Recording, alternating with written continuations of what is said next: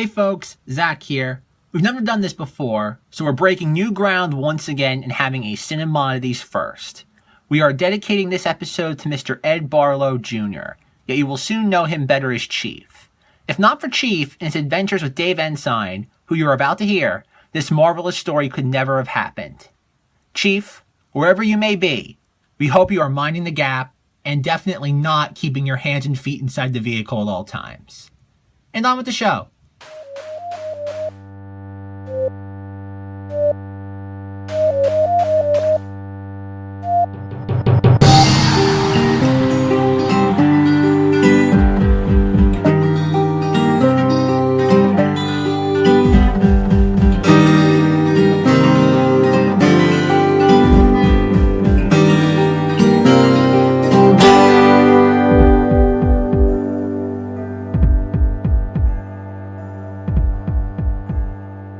Cinemoddities, late night movies with Rob and Zack.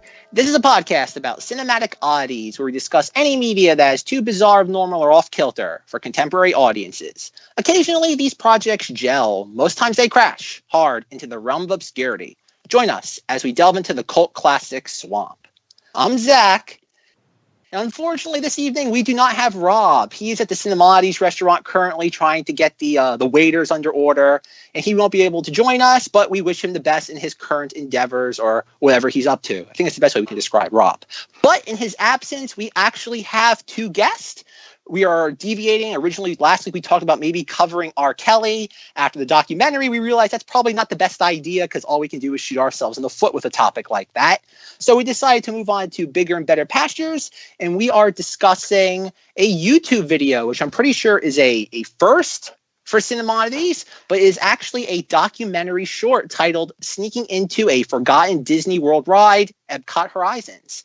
And joining me is actually the director and the creator of this video is Matthew Serrano.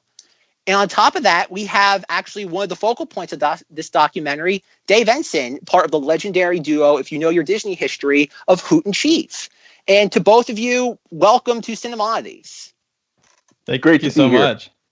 Well, first and foremost, guys, I want to give a little bit of backstory on Horizons. Out of the three of us, I am probably the least qualified to talk about it, but I'm going to give it my best try. Please correct me if I'm wrong. Basically, Horizons was a pavilion at Epcot Center back in the day. It lasted about 16 years. It's when you think of a classic Disney attraction, it's basically what you'd have in mind. I know for people probably nowadays, the idea of a classic Disney attraction's probably changed a lot. It's one of those things that when researching this, I really had to think about the fact that, wow, the idea of a classic Disney attraction just has a new meaning basically once every 10 to 15 years.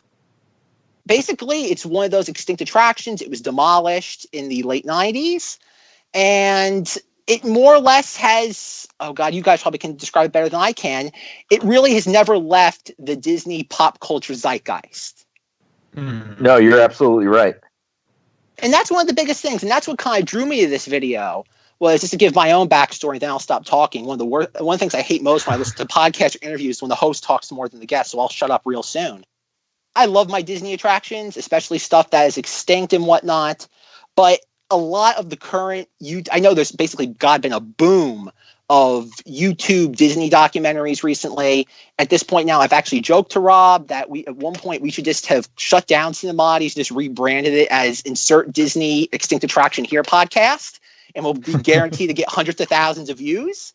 Unfortunately, he shot that idea down, and I think maybe that's the reason why Rob isn't here this evening. That's a joke, but kidding aside, Matthew's video, I have to say, definitely broke the mold with that. This is one of those times where you watch a lot of these videos and it feels like you're watching essentially somebody narrate the Wikipedia page. And Matthew's video, Sneaking into a Forgotten Disney World Ride, I have to say is the exact opposite of that. So my first question is to Matthew, what drew you to, are you a Disney fan in general? Are you somebody who's outside that world that just this story captivated you? What drew you to Dave and Chief's story? Thank you so much for saying all those nice words. And it's really a relief to hear that because, yeah, exactly. I feel I share the same sentiment. I'm a huge Disney Parks fan, and I love binging through all those videos on YouTube because there's endless videos on Disney park stuff.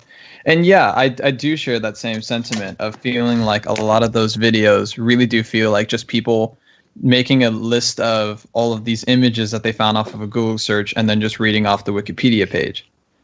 And so one of the big things that I focus on was I really wanted to make it feel as much of a cinematic experience as possible, which is really hard when, like I was telling someone while I was editing it, I was like, this is one of the hardest things I've ever done, because imagine 20 years ago, two guys whose last thought is like properly shooting it in a documentary style, handing me all this camcorder footage 20 years later and going, yeah, make something interesting and compelling out of this so that someone who has never heard of this ride before like will watch it and be interested, which is a lot harder than it sounds. Going into talking about like how I got into all this, I've been, like I said, like a huge Disney parks fan all of my life. I only went to Walt Disney World once when I was like a baby. I went for, I think my parents told me I was like 2 years old or something really young. I went for like 10 minutes, and I was right at that age where I could like understand that Main Street at Magic Kingdom was similar to my Main Street back here in Anaheim in Disneyland, since I live near Disneyland. But it was like just different enough that it like messed with my brain. And so I just remember I started crying, and I was nonstop crying, and my parents could not get me to stop crying. And so we left after a 15-minute trip to Walt Disney World.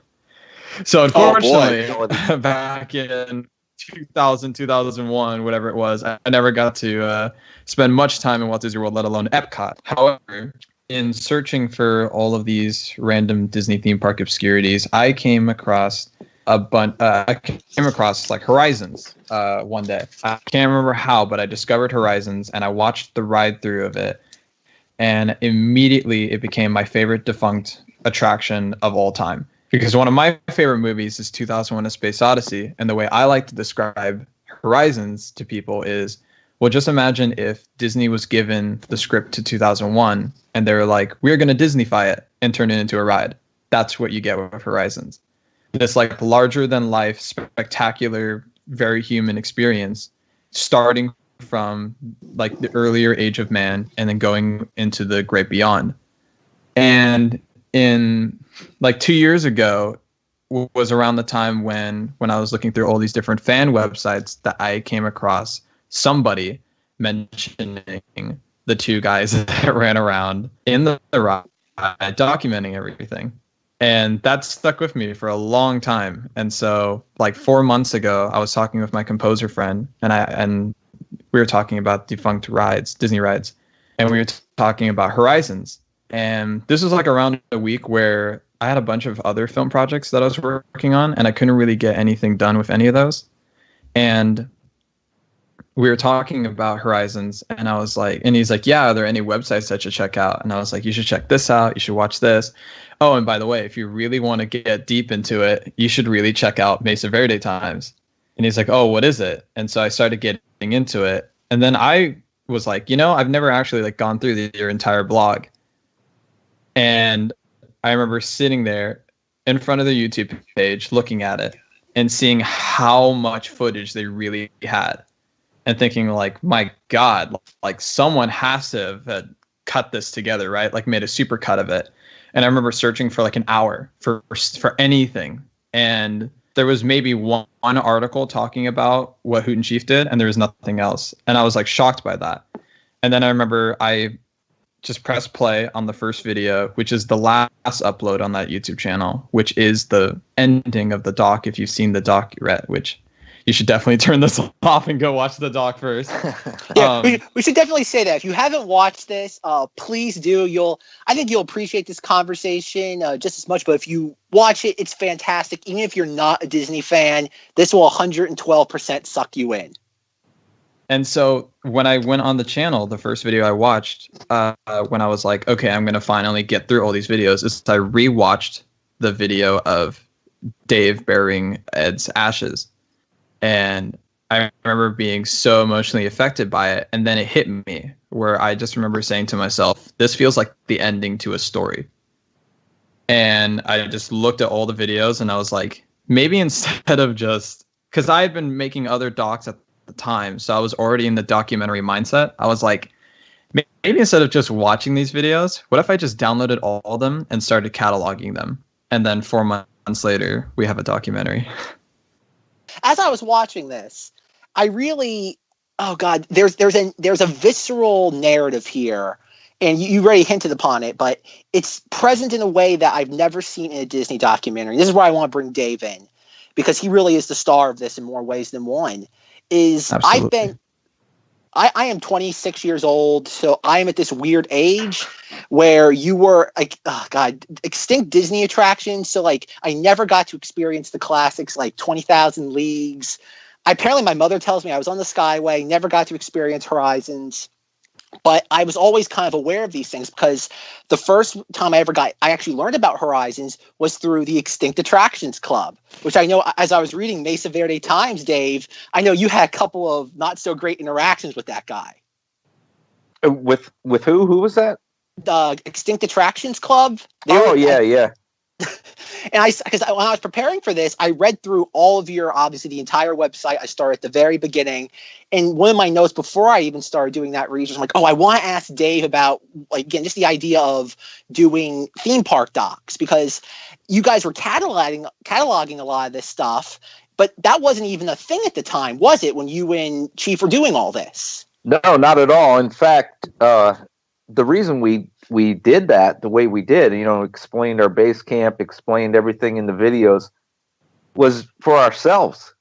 We're talking to ourselves as old men in those videos, which is the weirdest thing. But we would sit around, after Horizons closed and everything, we would sit around some nights and just watch the videos and like laugh at ourselves and answer ourselves. So the reason we give a tour like that is because we were convinced that we'd be in the same old folks' home someday with nothing to do, and we could sit around and watch this shit. So we're talking to ourselves. That's and there's a brilliance to that really comes into play 20 years later. It seems like we made it for the internet when, internet video in 97, 98 wasn't very good. And that was my thing with the Extinct Attractions Club, because I know the guy that was in charge of that started doing all this stuff like in the late 90s. And that's how I was introduced to Horizons. And I'm like, and I think that's he probably was trying to steal a lot of your footage if I had to guess, or at least he off his own. Yeah, he had taken a lot of material from my friend Mike Lee, who runs Widen Your World website, Walt Disney World History. And without asking and stuff like that, so I wanted to make sure that didn't happen to us. So I pretty much threatened him. And then 10 years later, Disney would do the exact same thing to him. Yeah, exactly. It's full circle. Like I said, I know that guy gets a lot of like a bum rap these days, but he's not the first pioneer. Obviously, you and Chief were the first. But when it came to being really on the forefront, I gotta give him credit, because to this day, I still have his DVDs, and they're horribly outdated now with all the information we have. But still, they are kind of that foundation of how I got into this world. So I can't. Yeah, I watch them too. I love the Mine Train Through Nature's Wonderland from Disneyland. I think he did a good job. I just didn't want him to jack our stuff. That was his problem. He didn't know how to license and talk to people. Maybe if he knew how to do that correctly, he wouldn't be in the deep water that he eventually would lead himself into. But no, so Dave, I have to ask. Matthew obviously approached you about this. I know. I'm reading Mesa Verde Times. I think one of the entries, and this is, I don't know the exact day off the top of my head, you talked about someone making a short film or a documentary off this, again, I think maybe like 2010-ish. I'm guessing that didn't go anywhere, or maybe I'm wrong about that. But what was your opinion when Matthew contacted you about this? Was this something like, because at that point, it'd been, almost 10 years since you started this. What was going through your head at the time? Well, what happened was we actually were approached by a few guys who wanted to make a documentary out of the footage. But the thing is, none of it gelled, because I don't know, they all had these weird angles, these weird ideas about how they would present it that didn't seem to fit the story, So nothing really went forward on those projects. And then one day, out of the blue, I get a message from Matthew, and he says, "Hey, I put this together." Actually, it said I want to make a documentary, and I've already done it. He had already gone and cut all the stuff together, and I was like, "Wow!" I was impressed because, take the bull by the horns, man, and get things done. I love that. So I watched it. I was like, "Well, this is it. This is exactly the way Ed and I thought of this adventure." And it is about two friends, and it is about backstage exploration and all that, in a friendly way. And I don't know, it was just perfect. And I said right away, "Man, you got my blessing. Run with it." But I also told him that I don't think I could be that involved with it because, number one, I'm kind of busy. Number two, it's still a little painful to revisit that stuff. Like I haven't read through the blog in a long time, after Ed died. And I said, "Man, run with it and see what you get." And by God, he did it. Which is funny because, what happened was I remember like not being able for the longest time actually finding a way to reach out to Hoot, because that's who I thought I needed to reach out to. I thought I needed to reach out to Hoot Gibson. So originally part of the reason why I couldn't reach out was because I was reaching out to Hoot. I wasn't looking for Dave, even though to anyone who's listening confused, they are the same person. Hoot is a namesake. But it's funny how this started as like a side project for me. This was like a side fun project for me that I was working on while I was working on all these other things. And I just wanted to do it for myself and like see if I could do something with this footage. But at some point I knew like I was going to have to show this to Dave. So I think it was 2 months almost into me editing when I was like, you know what, let me try reaching out to him again. And I did some more searching. I found his page, like the world famous Dave Ensign page. And then I found his actual personal Facebook and I hit that up. And I remember being so nervous because I've been in this situation before where I've made a film about someone else's like very personal like life story. I made a film about, it was like my senior thesis in college, about my friend's grandmother and her real life story of growing up in World War II Germany, falling in love with an American soldier, losing contact with him for 50 years after they had a child and weren't able to get married. And then the day before he died, they finally got in contact with each other and they had one last phone call. And so I've been in that situation before in telling someone's very true and very personal story. And I knew like I got that feeling again with approaching Dave. And so I was so relieved when he messaged back saying, "You have my blessing." That still is one of my favorite, one of the best feelings I've had like in all of like my last year was when I got that message. And I'm the nicest guy in the world. Everybody knows that. I'm just probably the nicest human being on the planet. My wife's giving me a look, I think. But part of the reason, again, like I said, I don't want to read what I've already said, is that as I'm watching this, and again, I've been familiar with the Horizon story for 10 plus years. I've seen all the stuff. I remember, again, reading the Mesa Verde Times, Horizons Resurrected. I remember when that was the big thing in 2011, the fact, this is before VR became popular. And so I really kind of, again, like Horizon's one of those extinct attractions, which I thought at the time for the last how many years, it's like, oh, well, we know everything about it. And I think there's maybe 1 or 2 years ago, I'm a big movie person. I follow all the movie bloggers, and one of them posted one of them wrote like an article about Mesa Verde Times, and like the title of the article was something really ambiguous, like two nerds like spend a lot of time on a Disney ride. And I'm like, what is this about? And it was like an article, maybe, oh God, I think it was like 5 paragraphs. It was long. And at the time it was about Horizon. So I'm like, oh, and like, but really it was a condescending take on what you and Chief did, Dave. And it was like, it was just like, again, why write an article if you have a disdain for this sort of thing? So I just kind of figured like, oh yeah, whatever. And I didn't think much about it. And then it was basically less than 2 weeks ago when, again, I do watch all those Disney retrospectives on YouTube, that I get your video, Matthew, recommended to me. And again, it's a lazy Sunday afternoon. I'm like, okay, I'll put this on as background noise. And as I'm watching it, I'm not just saying this isn't hyperbole for you being here, but as I'm watching this, I've never been so engrossed in a YouTube video before. Like I was glued to the screen. Obviously, Dave, you're a huge part of that too, because it takes two to tango. Your stories, the cat is a part of this. And when I finished watching it, I kind of felt like, and please forgive this analogy, I'm probably not gonna do this right, but I felt like Bill Paxton at the end of Titanic. And I'm like, oh man, I never let it in. And I'm like, there's this beautiful, like you already said, Matthew, this story, this friendship that's the core of this. And it really is like the Jack and Rose of Titanic. I think and it's kind of like, weirdly enough, this is the Titanic of Horizons. And I mean Titanic, the film, not the disaster. And that we all, as Disney fans, we all know Horizons. We've heard of it before. It's one of the classic extinct attractions. Much like Titanic, everybody knows the story about what happened with the sinking of the Titanic, though. But you need that human element to it. And that really was what brings that to life. And that's a brilliant analogy, by the way. Oh, thank you. I've been comparing that for the last few days. I'm like, oh man, I'm going to sound like an awful human being comparing this to the Titanic. But yeah, that's really, like, again, there's at least a couple of the YouTube Disney people that I'm not thrilled with.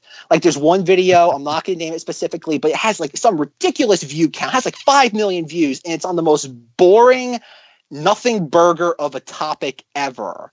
And I'm like, how do people find this interesting? It's like, there's nothing here. And I'm like, I guess it's just Disney theme park docs are popular. And I really can't explain it. But one of the things, Matthew, that I got to give you credit for is that as I was looking at Mesa Verde Times, is that, and I know this is obviously part of design of what you were doing, Dave, is that you were pinballing all over the place of what you were covering topic-wise, right? Oh, yeah, yeah. Ooh, let's get into that. Yeah. that's the part I want to ask you about, is Matthew, is as I've watched your documentary at least 3 or 4 times at this point. I'm going through the website and I'm like, how on earth, and I mean this in the most polite way possible, how did you make sense of all this and craft a linear narrative out of it all? Oh my gosh. Yeah, let's get into that. So keep in mind, one of the things that made me nervous too about reaching out to Dave and sending him the rough cut, which, by the way, Dave, I'm sure you can attest, very different from the finished product. Similar in a lot of ways, but also very different. Yeah, I think the basic heart of it was there though, right from the first one I saw. From the beginning, yeah. You definitely had that spark, that human side, like they say. I mean, but it was there. Well, thank you. But yeah, when I saw the next one, it was even better. Really. Yeah, I agree. It definitely was an improvement. But that was the nerve-wracking thing about sending it to you, was because no one was holding my hand and answering any of my questions.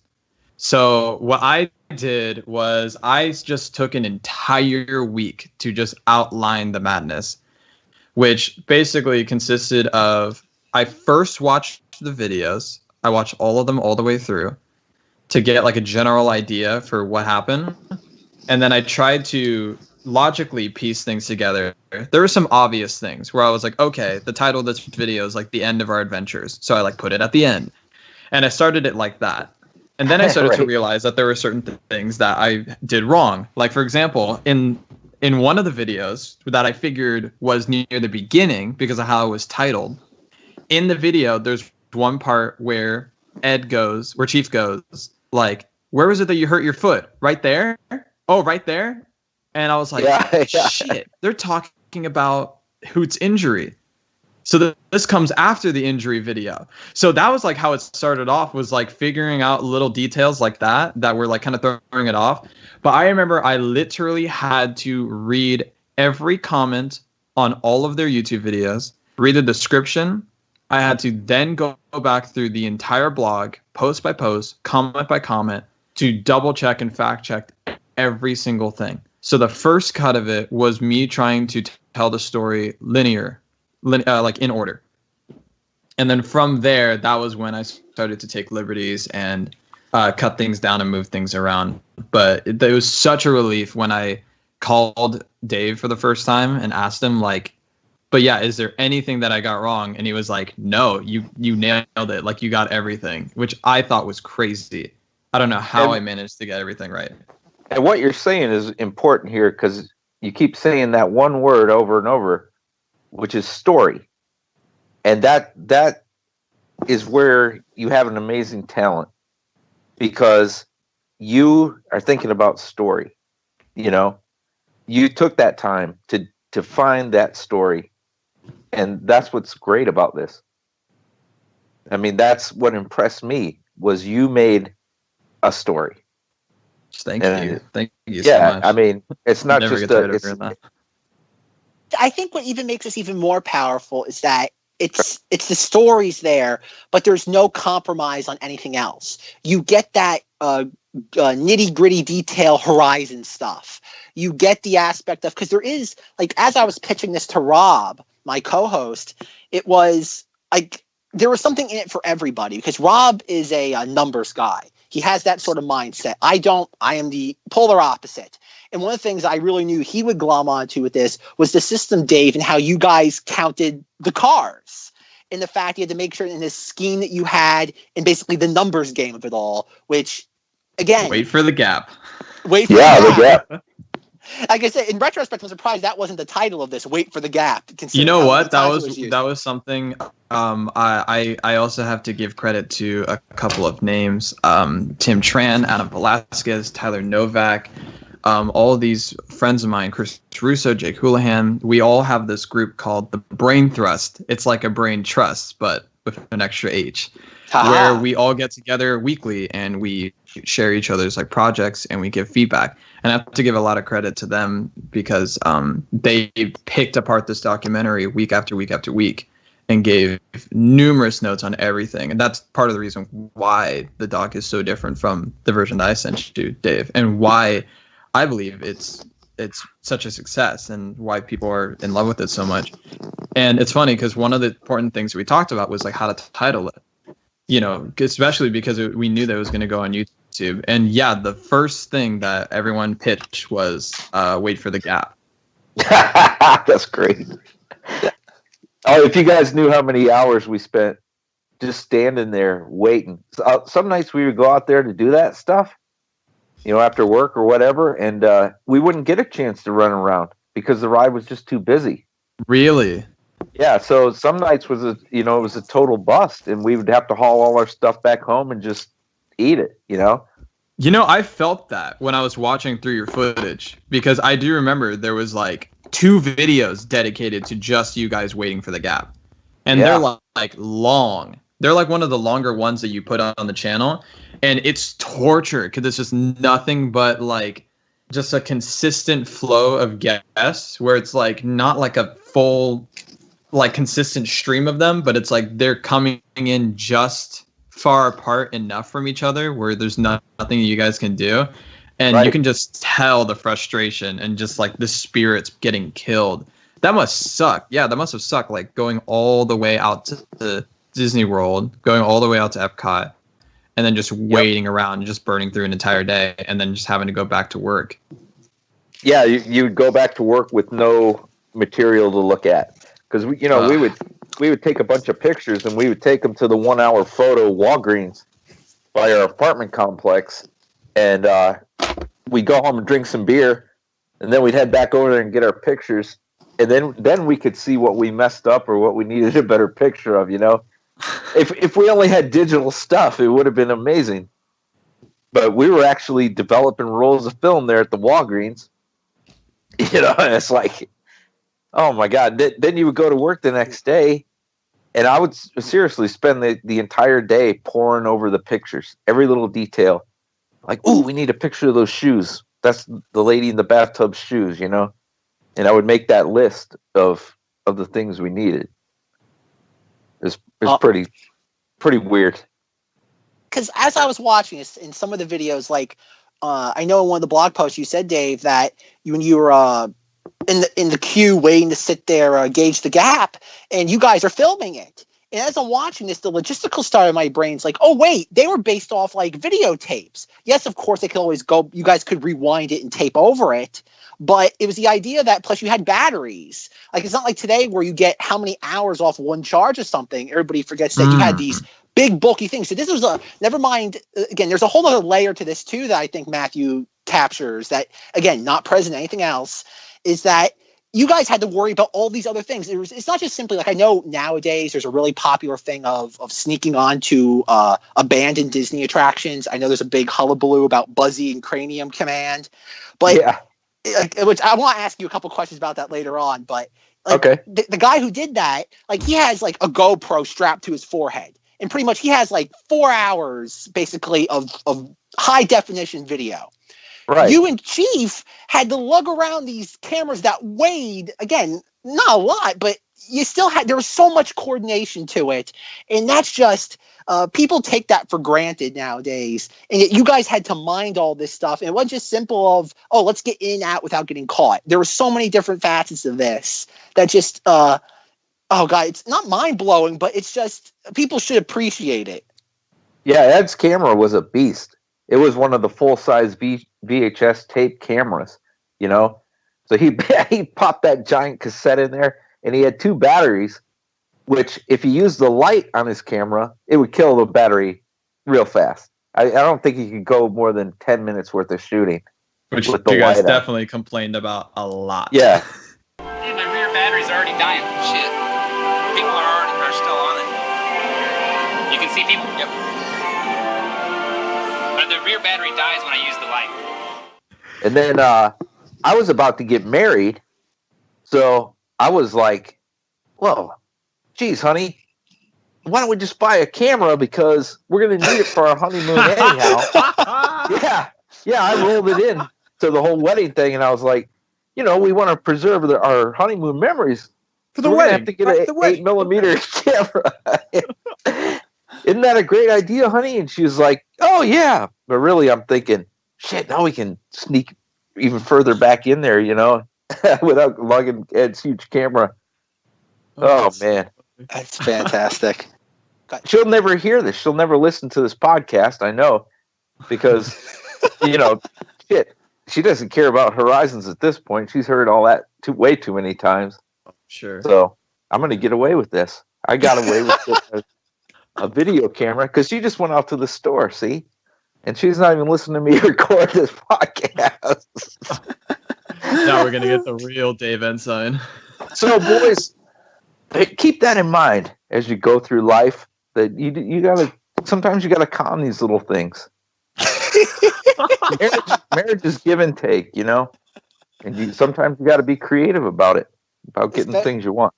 Especially when it comes to Disney attractions that you have to document. In life, as in Horizons, you gotta sometimes jump over out of your seats and you know, wait for the gap. Yeah. Some guy actually, he might have been from security. He contacted us and told us how wrong it was that we make this blog, right? And I say to him, well, actually, I was thinking about suing Disney because I kept falling out.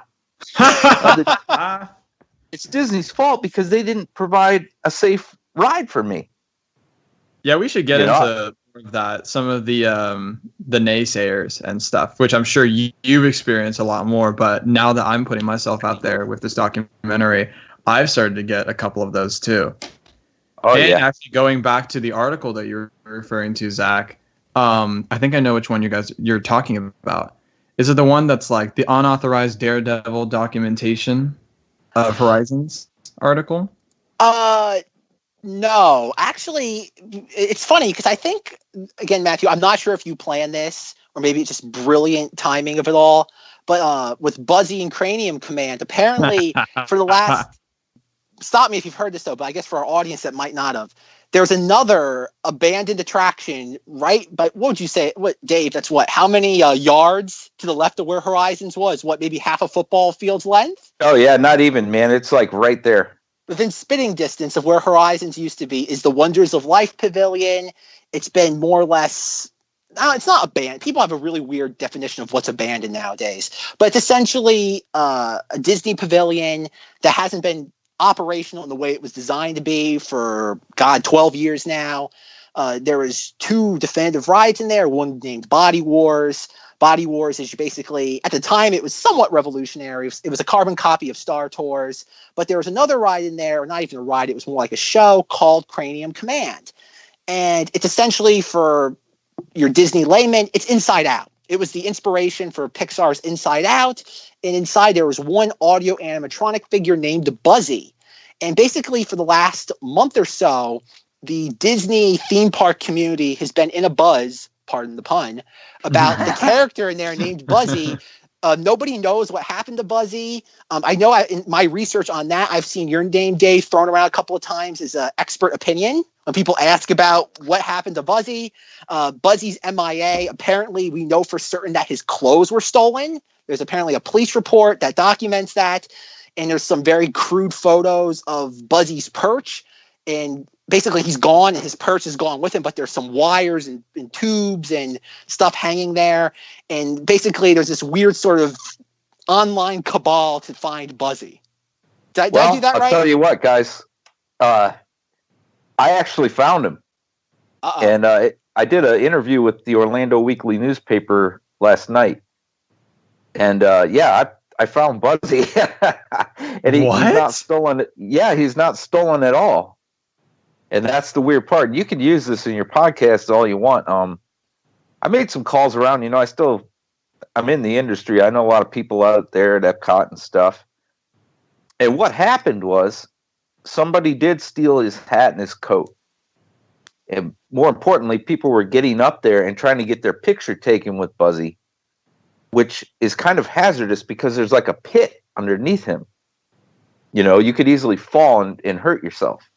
And Disney didn't want that. So I guess WDI and facility maintenance removed Buzzy off his perch. Because it would have taken a ladder and at least 3 guys to get that thing down.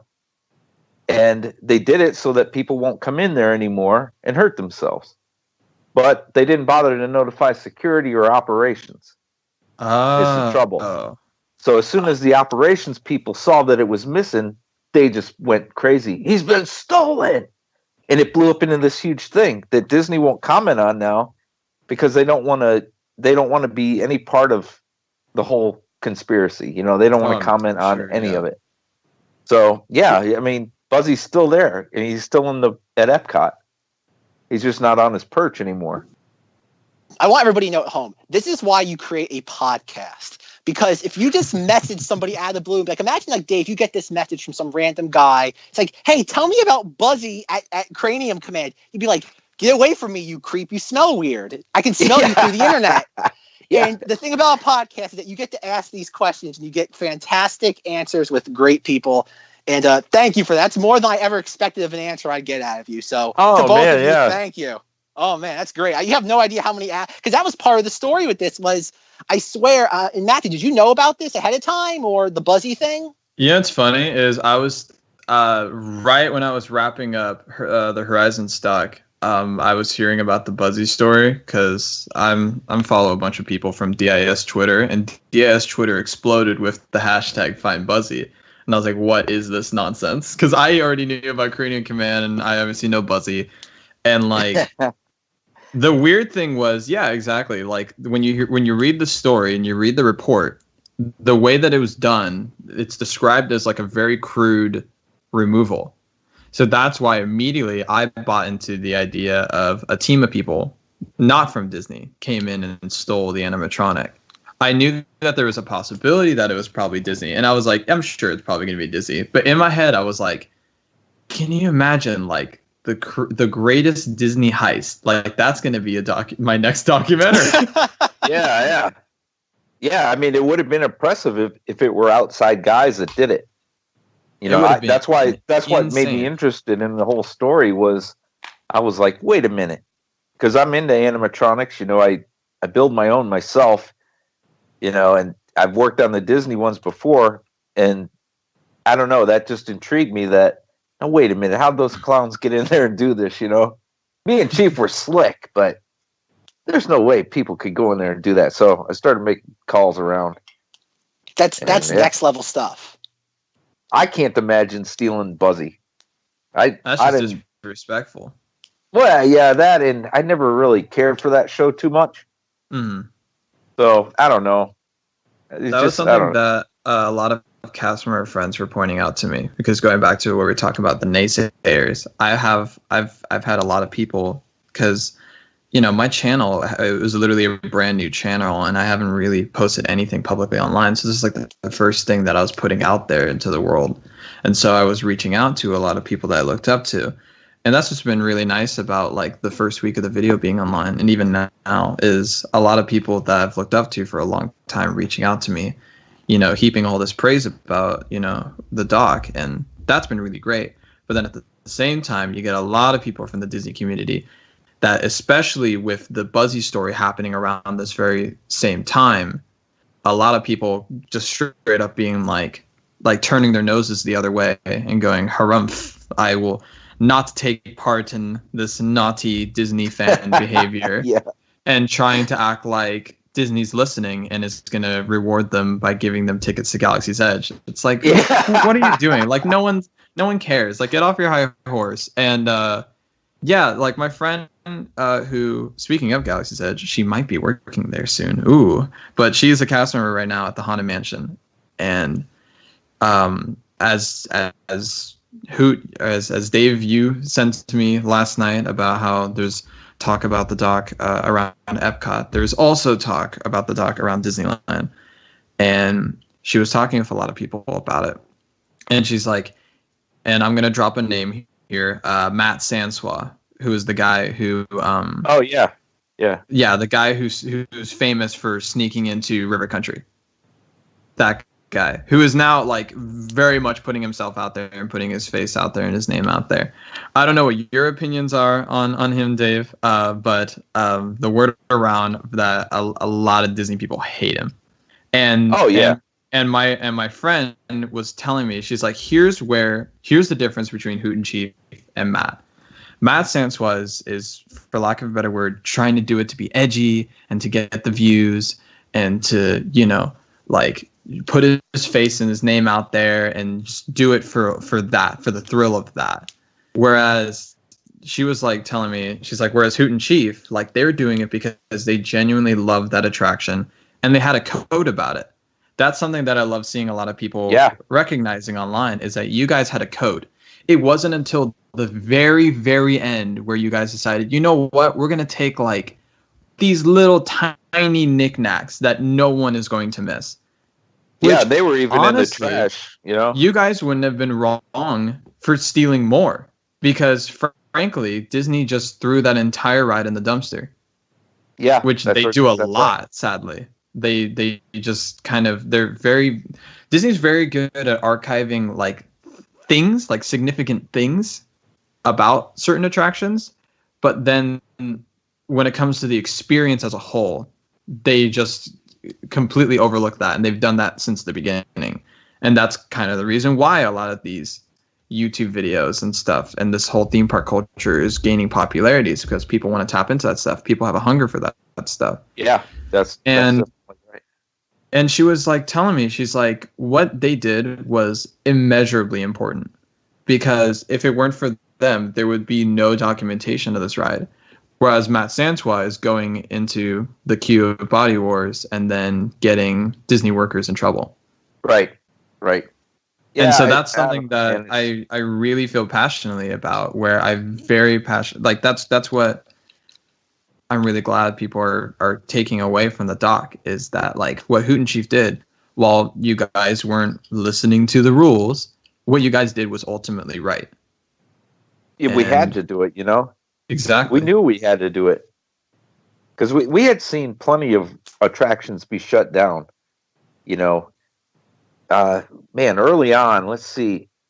Well, we developed our code for the good reason of being able to do the more and more missions in the future. Because if you mess with stuff, they do notice, and then next thing you know, that the door that you used to love to go through is locked when it hasn't been locked for years. Like a prime example of that is the model of Epcot. that you see on the Wedway People Mover at the Magic Kingdom. Yep, in Tomorrowland. Yeah. There was an easy door to open up in the Tomorrowland Terrace, and you could just walk up these stairs through an air handling room, and behind a curtain, you were on a catwalk above the model. And it was so zen, you could sit up there for hours and just watch the twinkling lights and all that on this beautiful piece. Which is crazy because that's the original model. Yeah, exactly. Like Wall had his hand on that. That's amazing. I never knew that you did that. Yeah, I mean, we used to go up there and just sit for the fun of it and just look at the thing. And one time, what happened? We messed with something.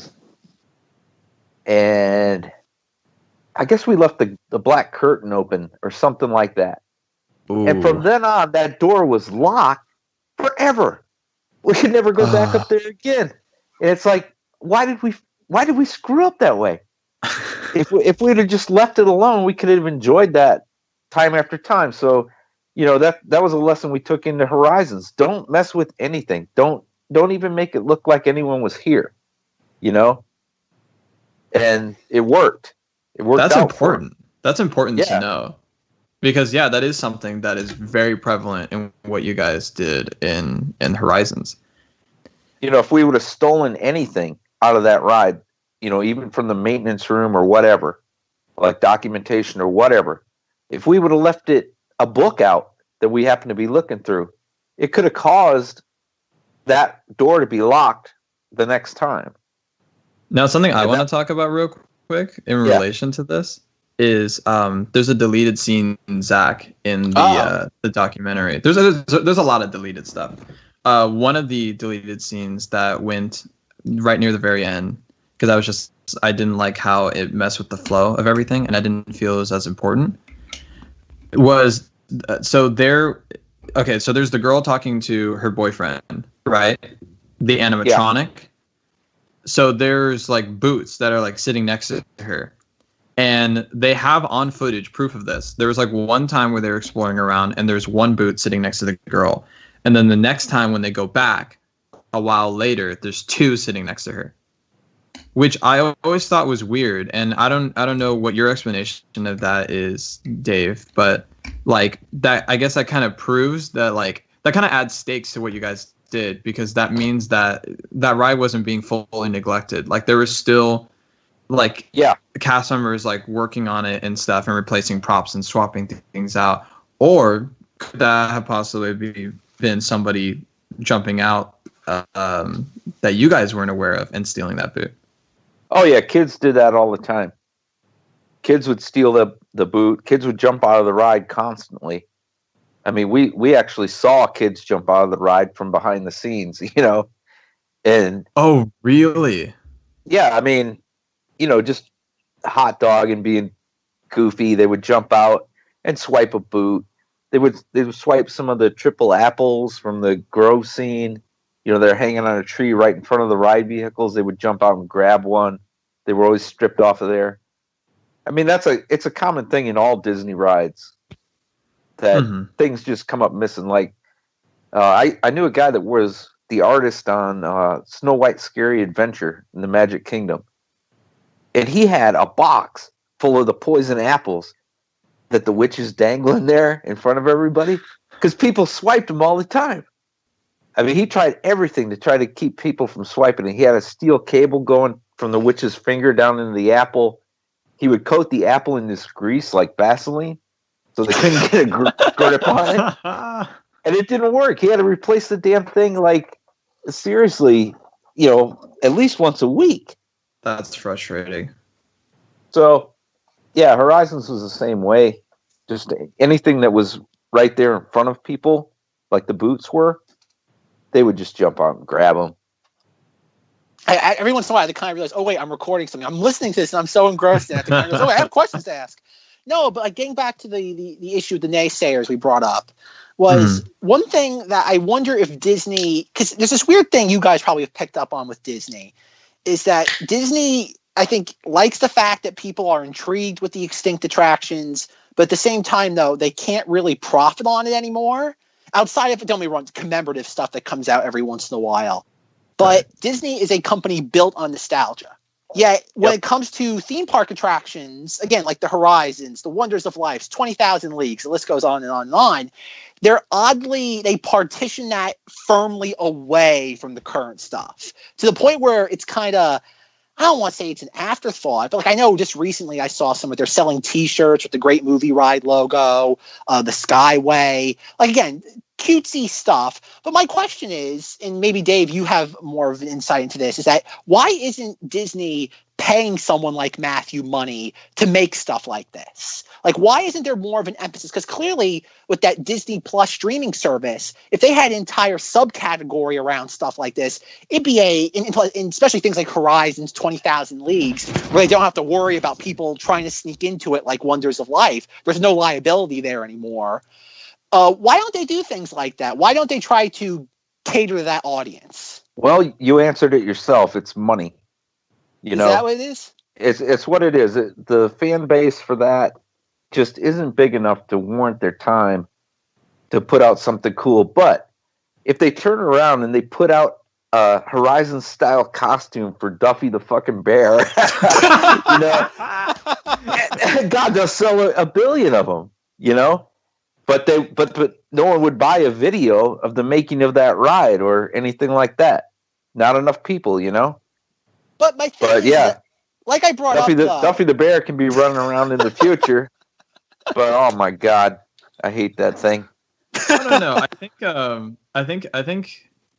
Here's what I would like to believe. I would like to believe, and not to toot my own horn too much, but I would really like to change that. That was like the whole point of making this, is because I remember, for me, it was watching Defunctland, and specifically watching their videos on Euro Disneyland and Disney's America. And I remember getting so excited about those two videos and showing them to other people and saying, see, you can tell really engaging, gripping stories about Disney park history. There is stuff out there that is interesting about this stuff. And there's interesting ways of telling it. And there's ways of telling it with high production quality. And so I'm hoping, and especially with my next project that I'm working on, which I told Dave about, but I will not disclose in this podcast.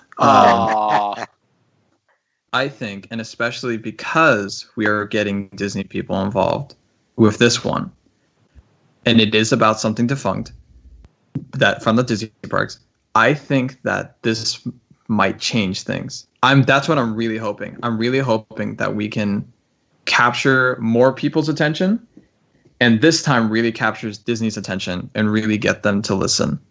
If it really becomes big enough, and if the product is good enough, I think they'll look at that, and then they'll see the demand, kind of the way that I did, and they'll go, hey, you know what? Maybe we really should start investing more into our nostalgia, more than we already do.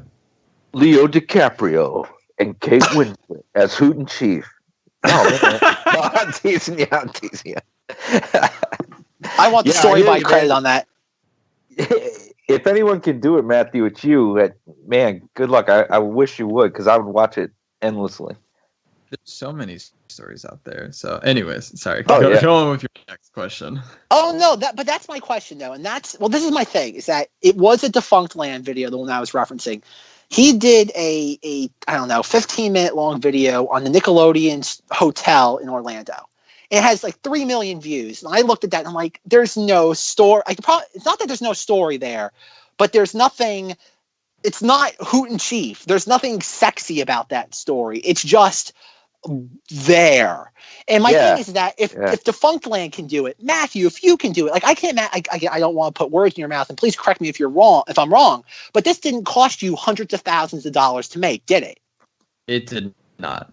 And that's my thing, though, is that if you can make something as excellent as you did in 25 minutes, and yes, Disney would have to skate a fine line like a Chief and Hoot story, because there is a liability aspect there.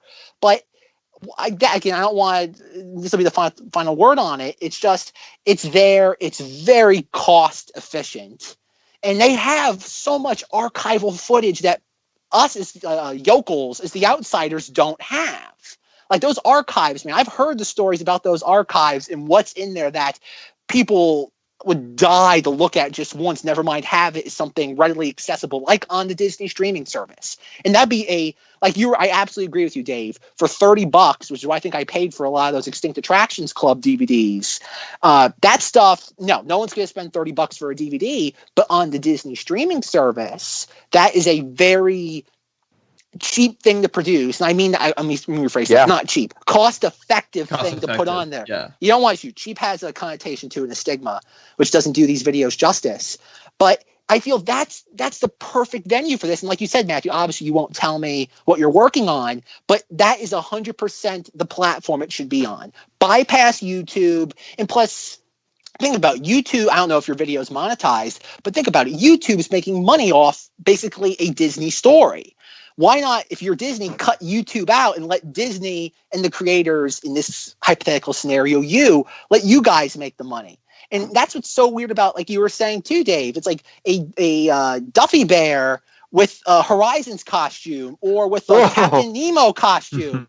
It's like it's a license to print money. And yes, selling a bear for $34.99 is a lot different than a video on a streaming service. But considering how money hungry Disney is, it's an opportunity that's just waiting to be plundered. Well, I think first of all, to address the Defunctland thing, I think what Kevin does is brilliant, and I think that what he has to do is hard, because he has to, constantly be churning out like content to meet this demand, and it's these Hoot and Chief stories aren't just readily available online. I was very lucky to come across it, and as a matter of fact, I'm sure they'll be fine with me. Yes, they'll definitely be fine, because she even made this public. But Jenny Nicholson and Kevin from Defunctland both had Hoot and Chief stories, like they were working on them when my video came out. Yeah, they were both working on their own separate Hoot and Chief Horizons documentaries, and then they both were just like, well, this guy made it, he made it great, so I guess go check it out, which I felt so bad, but also took as the biggest compliment, because I look up to the two of them so much. But I watch those videos. With that being said, I'm really glad that you addressed that about the archives, because I think that's very, very important. I think you nailed it right there. The problem is a lot of these stories that are so interesting and engaging and intriguing, a lot of it's lost in those archives. It's really not online, and that's especially the case with the thing I'm working on right now. The thing I'm working on right now, everyone that experienced this specific niche thing is active, can talk about it. There's like a few photos about it, but all of the footage is in the archives somewhere. Which is tricky, because it's like, how do we get to that? You know what I mean? So that's kind of why that's why I was saying like, I think I'm hoping that with my next thing I can really kind of bust down those doors and really get Disney's attention and really start to tap into that, because I remember there was a D23, 2 D23s ago, they had an entire exhibit where they were just like, here's the old Captain Rex animatronic, and like, here's the old Phantasmic Dragon. And it was just only a couple of things. And the line for that was stupid long. It was insane. It was the most crowded thing, that expo. And so I don't know. I feel like Disney knows, but like they don't really know. And so that's why we need to get their attention. One thing nobody realizes about Maze of Verde Times is the amount of high-level Disney people that privately wrote us and said, you guys kick ass. And I'm talking like big shots. I don't want to mention too many names, but we got invited out to Pixar. I got an open invitation to go there whenever I want, and hang out with those guys, because they were just so into it. But all levels of the Disney company, people I saw on TV, are saying to us, oh, you guys are great. You ever out this way, drop by and see me or whatever. And man, Imagineers, tons of Imagineers. You should tell Zack about a certain Easter egg that was kind of nodded your guys' way. In the Pixar movie? Yes, sir. Yeah, Toy Story 3. They actually named the daycare that the toys live in after my wife's code name, Sunnyside. Oh, it's wow. Sunnyside. How about that? Yeah, and they wrote me and said, "Hey, we just did this. So when the movie comes out, you can check it out." And by God, there it was. Oh, wow. That's cool. So, okay, Dave, I have to ask you, when you were snooping around or having your shenanigans back during the 90s, could you ever imagine that at that point, Toy Story was what, a couple years old, that how many years later your wife's nickname would be the name of the daycare from Toy Story, the sequel? No, I that's, guessed that. I would have never guessed. wow. Like that's the crazy thing about this. And that's what the juxtaposition of this from what you guys did to Matt Sanzwa. And like you were saying, Matthew, there was a code, but I think a lot of it is intent. Like you said, Matt is to be a rather, callous. He's a fame whore. I think that's the easiest way to call him. I would agree with that. Oh my gosh, and my friend was ripping into him about that. She was like, every video is just him turning the camera to himself, going, make sure you subscribe, make sure you follow my Insta. And it's like, I didn't come here for you, dude. Turn the camera around so I can see where you're exploring. Yeah, we want to see the landscape. Come on. Yeah, what are you doing? And that's the difference, though. And I think that's where, again, Dave, you'll get the accolades from the insiders, and he won't. Because what you were doing, and again, getting off on a Disney attraction, you've said it in the blog, Matthew, you say it in your video, it's dangerous. Like, you have the injuries to prove it. Oh, yeah. But there's a goal behind it. And the goal it's an altruistic goal. It's that, okay, we want to not even preserve it. It's just have it on record. And with him, like, I think his latest video, he's climbing Thunder Mountain. And it's like, what is the point of that? Like, all you're going to do is either you're going to break something that might do something to the ride that might hurt people that are riding it the next morning. It's like, oh God. Or one of the security guards chasing after you is going to hurt themselves. Exactly. Someone's going to get hurt. Like, when he's snooping around Cranium Command, if he slips and splits his head open, that's his own fault. But if you do something that affects other people, that's the thing that bothers me. And that's what he's doing, though. Like, if he really wanted to be, like, go do something. So I'm trying to think, because Disney doesn't even really have that many, again, outside of the river countries, the Discovery Islands. There really isn't anything that's truly, sexy and abandoned anymore. Like, pretty much everything, again, there's no more 20,000 Leagues on it. You have a giant lagoon sitting there. There's really nothing like that. I guess you could go to the Odyssey. I don't know if that's sexy to Disney fans anymore, but not really. Thank you for saying that. Talking about all of this, like, a good example I can think of, there's a scene that I included in the documentary, not because I thought it was particularly interesting or that it showed anything that people would go like, oh wow, look at that. It was just a small moment that I really wanted to have in there. And it's like, you watch a Matt Sanzwa video and it's all about like, wow, look at this, crazy, right? But it's like all surface level stuff, and it's all like, this is so dangerous, oh, that's so creepy. And then, like, the part that I'm referring to in my documentary is I included a part where when they first start exploring in the rafters, and you can hear Chief geeking out over discovering an effect that he never saw before. And he's like, look at that, man. Like, there's like a X-ray thing, and then it's going like, blue, blue, blue, blue. Oh, that's so cool. And, man, he would get so excited. Like, I've never paid attention to that shit on that screen, on that health scan. I've never looked up and actually saw the little, the projector doing that stuff. I guess I never did either.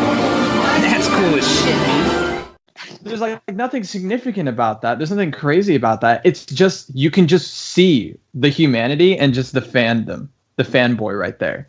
Yeah, you can just see the love for the art and the love of the discovery of those things and appreciating the things you can't see when you're writing. Holy fuck, man! Look at, oh, I can see the holy fuck. He was just so, he was so into it. It was so awesome. Hype. And it's so infectious when you watch it, when you watch the videos and when you watch the doc. And so that's why I included that moment, is because I really wanted to separate you guys from, like, the Matt Sanzwas of the world. It's just like, yeah, it's going blue, blue, blue. Oh, man. Yeah, but that's the key to all this, though. And even again, and why I say these things, I'm not deprecating on anybody else, though. But again, I've talked to Kevin from Defunct Land. I've had him on my Star Wars podcast a couple of times. In his videos, is that it's sterile. Like it's more informative. It's like, and I get that, but yeah, education. That's dry. Yeah, but I think that's what makes this special. And like Dave was saying too, Matthew, is that you're the key to all this because you somehow get the heart to this. And I think that's what's going to differentiate the Defunct Lands from you, is that you understand the story of it all. And like, again, and it's not that you just stumbled into it. Anyone can say, oh, it's his first one of doing these publicly. Who knows? It's a fluke. But no, because there is so much information there.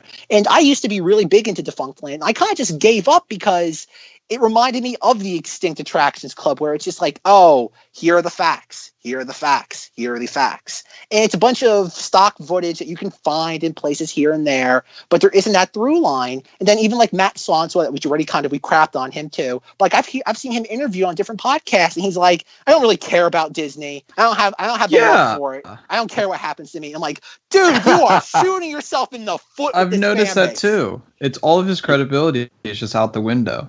Yeah, you just destroyed your fan base. You know, precisely. It really is. It's like that Jimmy Buffett song where Jimmy Buffett says, "Glad I don't live in a trailer." Well, nice. You just alienated your whole goddamn fan base, man.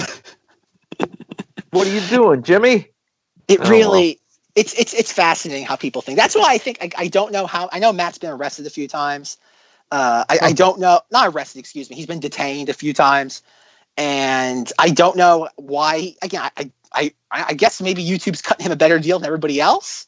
But you know what? God bless him for his own health. He doesn't hurt himself or hurt anybody else. But whoever helps him sleep at night. Let me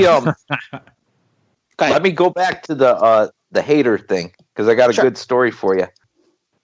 The biggest hate we ever got from Maze of Verde Times wasn't just fans going, "Oh, you guys are stupid, you're being jerks," whatever.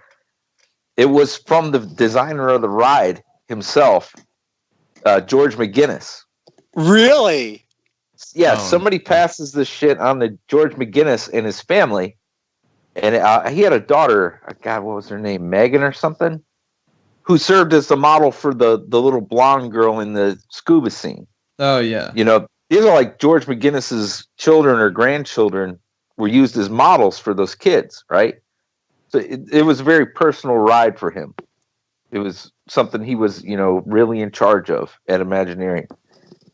But man, they hated us. They hated us for doing that. And the girl actually said, it's like you go on vacation, you come home, and 10 years later, you see videos online of people sneaking through your house. Yeah, I try to explain to her, look, they're about to tear down your father's creation. That's why we did what we did. It wasn't malicious. It's no way against you guys. We wanted to preserve your dad's stuff, but they never got it, man. They just hated us to the end. So what's funny about that is, I don't know, Dave, if you saw this comment on the video, but Mr. Steve Alcorn commented. Oh, yeah. And he said, "I worked in the design of the original Horizons. It was a great attraction. Thanks for this wonderful and touching documentary." Now, Steve Alcorn, for you Disney theme park fan nerds, arguably his biggest contribution is that he came up with the system for like sound in the parks. Like the next time that you're watching a parade at like a Disney theme park and you notice that the sound is slowly traveling to you and away from you, he came up with that system that is implemented in all rides and all parade shows now in every Disney park. And like one of the first times I was implemented, I guess, was in Horizons. Yeah, to beam the sound to your car. Yeah, so there would be a wired connection. And so, yeah, he reached out and he loved what you guys did and what I did with the documentary. So it's not all hate, people. It's not all hate. No, I actually know that guy, and he doesn't even know I'm Hoot Gibson, because he went into business. Yeah, he went into business doing animatronic control systems and like lighting control systems and like you're saying, audio with Elkhorn McBride was the name of the company. They're still around. And I used to work at a place that did the animatronics for Rainforest Cafe, and they used Elkhorn McBride, and he used to come over to the shop all the time. So it's weird, you know. That is. It's a small world, ain't it? It is a small world. It really is. Oh man, these stories just tickle me, folks. It's fantastic. I love it again because you're telling a story, Dave. I'm like, oh, the creator of Horizon. I'm like, oh, he's gonna say George McGinnis, right? And Yeah. It's like, oh god, it's Hated us, man. That's such a bummer. Yeah, I guess so, but it's like, man, come on. Yeah, get off. Like we were saying before, get off your high horse. I will say the one we story enjoyed that I have, like with hate directed towards me about the video, is there is a dude. I'm not even gonna mention the article, but if you look up Mesa Verde Times, it's gonna come up pretty soon, like in your search results, because for the longest time it was like one of the few times that someone decided to retell your guys' story. And the guy who wrote that article actually tried to come after me in my Instagram DMs like a week after the video came out, claiming that I had plagiarized his article and that I should give him credit in my documentary. And as I read further, what was so ridiculous about his claims was because he was saying, like, you know, the way that we told the story is so similar. And I'm like, you copied the same blog that I copied, dude. What are you trying to say? Like, if anything, like Dave should be coming after both of us. This is ridiculous. And it was so funny because the way that I shut him down was he tried claiming, oh my God, I was so mad about this. He tried giving me proof. This is like, keep in mind, this is like me reading the messages for the first time. I hadn't even responded to him yet. And he's like, I have proof. The proof that I have is that in the documentary, you said that afterwards they would go back to their boring desk jobs. Now, in my article, I wrote mind-numbing desk jobs. Here's the thing. In the Mesa Verde blog, they never mentioned what kind of jobs they worked at. For all I know, they could have worked at a bank or at a Burger King. So there is my proof, and I know that you must have stolen my article, and I deserve credit. And I just responded with a screen cap of the blog where they clearly say boring desk jobs, and I'm like, dude, go away. Yeah, you guys want to know what we were doing at the time that was so boring? Shoot. I worked at a video game company here in Orlando called N-Space, and they're famous for making the worst game in GT Interactive history, which was Bug Riders. But I was actually working on the Rugrats PlayStation game as lead animator, and I wanted to kill myself because I hated it so much. The only thing that kept me alive was looking at the Horizons pictures. But the best part is Chief was working night shift, get this, as a phone support guy for the talking Barbie doll. Really? Wow. Yeah. And he wanted to kill himself too. So yeah, basically the only thing that saved us was being able to look at our stuff. And if you manage to get a copy of the Rugrats Search for Reptar game, it lists me as lead animator, and it also in the secret credits there's a picture of me on the couch in the Nova site scene with the animatronic mother, because that's what I was doing at the time, so I put it in the secret credits. Okay, Dave, so if I get a copy of this video game and send it to you, will you autograph it for me? Oh, hell yeah. Oh, if you want to spend more than 5 cents on it. I might go out and buy a PlayStation tonight just to be able to play this game so I get to the credits. Oh my God, my kid's into games, and I showed that to him one time, and he was like, "Oh, Dad, that's a shame." Oh, Dad, what's a Rugrat? Yeah. Oh man, that's something, Dad. You know. Oh, But you know what else? He watched Matthew's video. Matt, We're when around he the first same said age, aren't we? he's about to be 19. Oh, I'm 20. So yeah, close enough. Yeah, he he's grown up around me talking about Mesa Verde Times. He was very good friends with Ed, You know, he just loved it when he would come over because they would talk about Minecraft and stuff. But he really didn't get the whole thing until he saw your video like 2 weeks ago. And he sat down and he watched the whole thing with me. And he's like, that's epic. That's I had no idea that you guys did this, you know. And so that was cool because he got to reconnect with old Uncle Ed, you know, watching that stuff. And I don't know. That means the world. Like hearing stuff like that to me just means the world to me. Kind of gave his old man some cred, you know. Like, damn, Dad, you had some balls. Hell yeah. Now you're old, you're Pabst Blue Ribbon, but you could actually jump out of a ride vehicle. Disney, are you hearing this? Yeah. Considering these two guys know a lot of Disney people. Disney, I am a paying consumer. I don't have Netflix. I don't have Hulu. I will give you money to give these guys money to make this stuff. Yeah, bring it out. Yeah. Come on, Disney. Hire Dave as a consultant. Matthew as the creator. Come on, folks. You got it. I'm broke. Hire me. Yeah. There you go. I'm an independent documentary filmmaker. You can't get any more broke than that. I have some questions for you, Dave. This is the part where I have some Horizons questions, which you've probably been asked a million times, so forgive me. But no, it's all right. The state of the condition of the building, the structure of Horizons, as you guys probably know, there's the infamous story. There was a sinkhole underneath the building, and that's why they had to demolish it. But as I was rewatching Matthew's video, I went through Mesa Verde Times. The year that they closed it down, but during that kind of limbo of they had to reopen it because they shut down Universe of Energy and World of Motion. And in a couple of shots, you show the water damage and how bad the roof was leaking. So my question is, obviously the structure had problems, but was that there since the creation of the building and just the structure caused those, or was it because they kind of left the building there to kind of with no maintenance for a year, and that just kind of compounded the problems up until the late 90s? Yeah, what happened was GE stopped sponsoring that ride, so it was running without a sponsor, and Disney really relies on those people to give them money to operate rides. You know, it's basically like buying commercial space, and as soon as Horizon stopped getting that funding, they just kind of started letting it go. They didn't want to spend the money to fix the roof and all that. And you know, the whole sinkhole thing is total horseshit. It's just not true.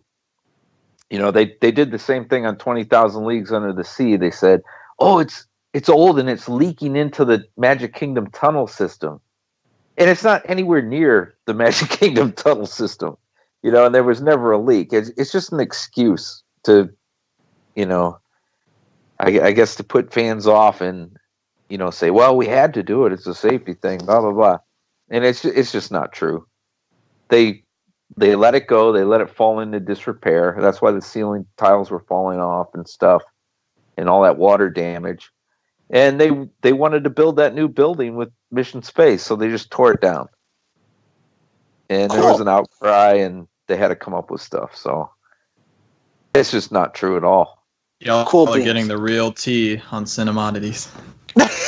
Hey, man, I've been, as someone who's been, again, back when I was a sophomore in high school and I'm watching my Extinct Attractions Club thing, and there's like it's like a 12-minute long documentary, and that's kind of all the information on it that there is at the time. And then how many years later you get to talk to the guys that got to explore it firsthand. You have no idea how much this means and how much it's firsthand information. Like you say, you say in the blog, it's like, think about it. In 2083, there's only going to be a handful of people that actually rode Horizon still walking around. Yeah. As corny as that is the sound, you got to document it. And this is one of those things where, weirdly enough, it is documenting. It's continuation of the legacy. Here's another point about the building being dangerous and on a sinkhole, and that they made it all up. You know, years ago, they made up the whole thing about the Skyway ride in Fantasyland so dangerous that they got to take it down. It wasn't that they didn't want to maintain the tops of the buildings anymore, so you didn't see them filthy. You know, it was dangerous. It kills people. And now they're making a cable car system throughout the whole damn property. That's the same thing as the Skyway.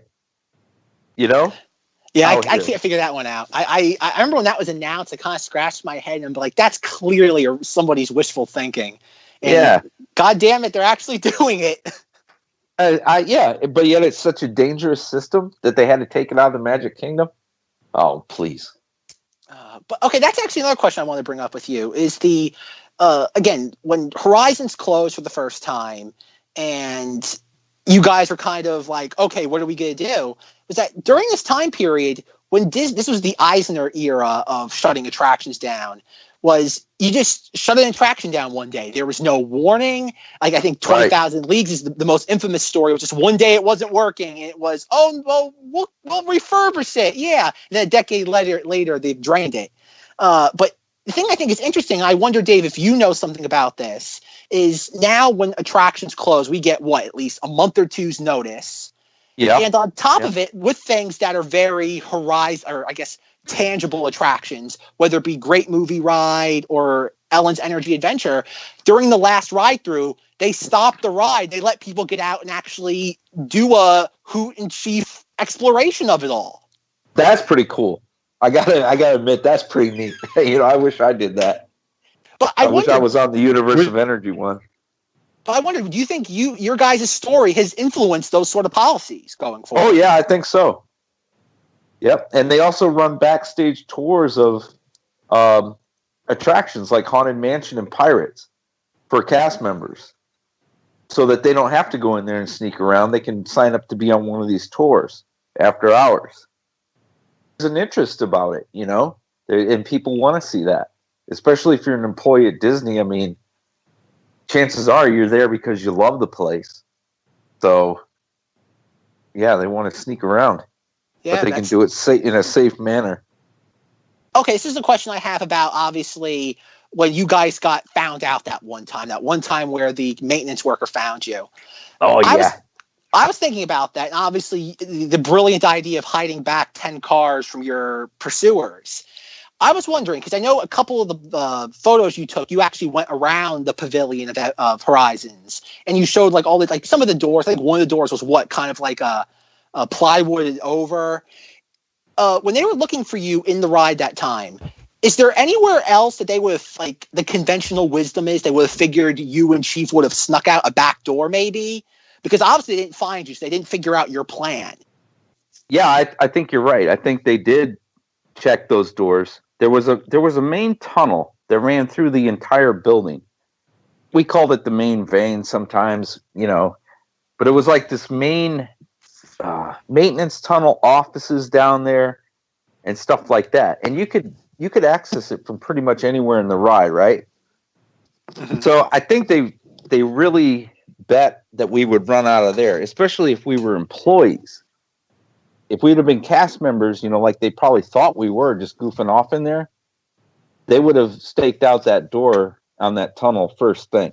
I don't think they expected us to ride out of the ride. Yeah, and that's why I kind of figured, because I know, because that was my question, because they went looking for you, and the thing I thought was interesting the first time I watched it was they gave up. I'm waiting for them, okay, they would eventually send somebody out, because I know you guys locked the door, and I'm like, okay, how are they going to get out of this? Because obviously, like you said, it's Horizons. If you haven't ridden the ride, which I've never have, it's one of those things that's really hard to get the geography of that building. Oh yeah, it is. Yeah, And I'm like, okay, how would if I am a Disney person and I'm looking at this in a very black and white sense, okay, entrance, exit, and it's just I was just always fascinated by that, and I figured they had some sort of main thoroughfare in that, like most buildings or structures, there's usually like you said, an artery that kind of connects everything, and I have not come across that. I was even, I think, in the Martin Smith documentary, or I guess Ultimate Tribute is what he calls them. I was looking for that because he has a really good diagram of the building, and I'm like, okay, I really couldn't tell. So thank you for shedding light on that. That was a big question mark for me. Yeah, some guy actually sent us some blueprints of the building. I can't remember why. We were trading blueprints with some Disney collector, and he said, "Oh, you guys interested in Horizons?" And we're like, "Hell yeah!" And it showed the tunnel and everything. Yeah, but it was really hard to figure that building out because it was technically 3 stories, and you couldn't tell what overlapped what. from the blueprints, but you could always see that main tunnel. And, thinking back, it probably would have been halfway smart to try to utilize it more, but it led into a backstage area. Mm-hmm. So you ran that risk, Because that's usually what people think. You try to sneak in and out the back door. That's usually what most people think. And you guys literally were hiding or you were sneaking in plain sight. Right. Yeah, right under their nose, really. Yeah. I guess another question I have would be, obviously, after you were harassed by the McGinnis family, did you ever ask either, again, you have connections, any Imagineers that created Horizons, why there was such a lack of security in the pavilion? No, I never found out. And it's weird because, when we were in high school and stuff, we used to go to the parks and goof off like everybody else, jump out of vehicles. And we knew there were pressure mats on the floor by the Omnimover rides, most of them like Haunted Mansion and stuff. If you step on those, the ride shuts down. They know exactly what mat got triggered, and they'll come in there with flashlights, whatever. But for the life of me, I can't figure out why Horizons didn't have something in place. And, the first couple times we wrote it and we were just filming the scenes because we thought that's all we were ever going to get, it occurred to us, what's keeping us in the cars? We started waving our arms out in front of the car. Like, is there a invisible beam that can pick up motion? There's obviously no mats on the ground because you could see those. And it was just weird, man. It was like, we figured there has to be something. And it's got to be something that we don't know about because we don't see anything. And then one day, Chief was like, fuck it, I'm doing it. And he was like the first man on the moon. He just jumped right out of the ride vehicle, and we expected it to shut down right then. And nothing happened. And we realized, man, there's really nothing keeping us in the cars now. We never found out why. I was reading some stuff, again, the comment section, which, if anybody's listening to this, once you've watched the documentary, go to Mesa Verde Times. On top of the articles, the comment sections are just as good. And I know Matthew pulled from that for a lot of the content of his short. That's another brilliant part. Because as I'm reading the comment section, and there's just as much knowledge there, was that a lot of people were comparing what you guys did with Horizons to World of Motion and Spaceship Earth. And people were trying to figure out, saying, wait, how would this work on those rides? And I know with Spaceship Earth, you're obviously going up, you're inclining or declining most of the time. Yeah. And it'd be harder to do that. But that was another thing too, is that apparently, again, maybe Dave, but in the comment section, there seemed to have been some agreement that those rides had a little bit more security on them than Horizons because they were part of the day one experience. You know what they did have? They had the honor system a lot heavier than Horizons. I mean, think about it. When you're riding Spaceship Earth, you're out in the open, you're sitting in a little car, but an entire string of other cars, other guests can see you at all times. Where Horizons was like you were sitting in a phone booth by yourself, with blinds on either side of you. So I think they relied pretty heavy on in Spaceship Earth and World of Motion, like other people will see you doing that. And, with the pressure mats, that should be enough. And they didn't account for Horizons. Even if someone was only 2 cars away from you and they're sitting back in their seat, they couldn't see you with the blinds on either side. It wasn't an open Omnimover vehicle. We jumped out of Spaceship Earth anyway. I got a picture of me up there on the Greek stage, with the little tiny actor guy, because we just jumped out. I know you hint about it in the in some of the posts in the blog, but it's like, oh, we did this on other rides too. And I know you're coy about which ones you did it with and not. I was really expecting during like the last few posts on the blog, it'd be you and Chief with some flippers, and then wait until we tell you next time we went and explored 20,000 leagues under the sea. I was just kind of waiting. I did that too. I did that too. Did you really? Yeah, it's in episode or issue 2 of my comic book series from Bamboo Publishing. You can see where me and Mike Lee from Widen Your World actually snuck in the building. But when they when they finally drained 20,000 Leagues, the next day I was in there with a pair of waders because I was working as a contractor out there, and a respirator on me because of the fish smell. There were fish in it, dead everywhere. Really? And yeah, and I actually walked the entire track and took pictures. But there were like really big fish in there. It sat for how long? Over 10 years as a lake, you know? Wow. Oh, And I'm kicking these huge carp and shit out of the way and trying not to gag and trying not to slip down the ride track and stuff. Well, I have to ask, were you the one who sent the pictures to 20kride.com? Yeah, a lot of them. Yeah. Oh, that's okay. Oh my Lord. Folks, this is okay. We have a joke on this podcast. We play the mind-blowing sound. We're going to play it right now. We're breaking new ground. The 20K Ride website's kind of the foundation with me and the Extinct Attractions thing, like back to like the mid 2000s. Oh man, I've spent so much time on that website. Oh man, this is called Meeting Your Heroes, it was fantastic. Folks. This is called Meeting Your Heroes, folks. This is kind of like the pinnacle of Cinemmodities. It's all downhill from here. No, that's not true. Oh, it's gonna be hard to top this at the very least. But oh god, so many 20,000 Leagues Under the Sea questions. So I've heard so many stories about that ride, but I'll be here for years if we continue on that topic. So Matthew, I have some more questions for you in your film. Alrighty. So Matthew, I have some more questions for you in your film. Alrighty. How long is the rough cut? That's a good question. I think the very first cut that I made was 50 minutes long, which is exactly 2 times the length of what it is now.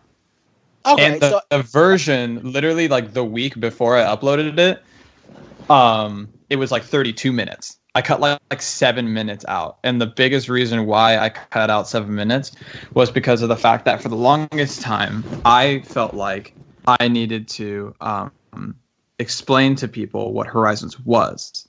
So there's an entire 7 minutes where it was very much like a Defunct Land video, where it was like kind of my interpretation of like rushing you through Horizons and showing you what it was.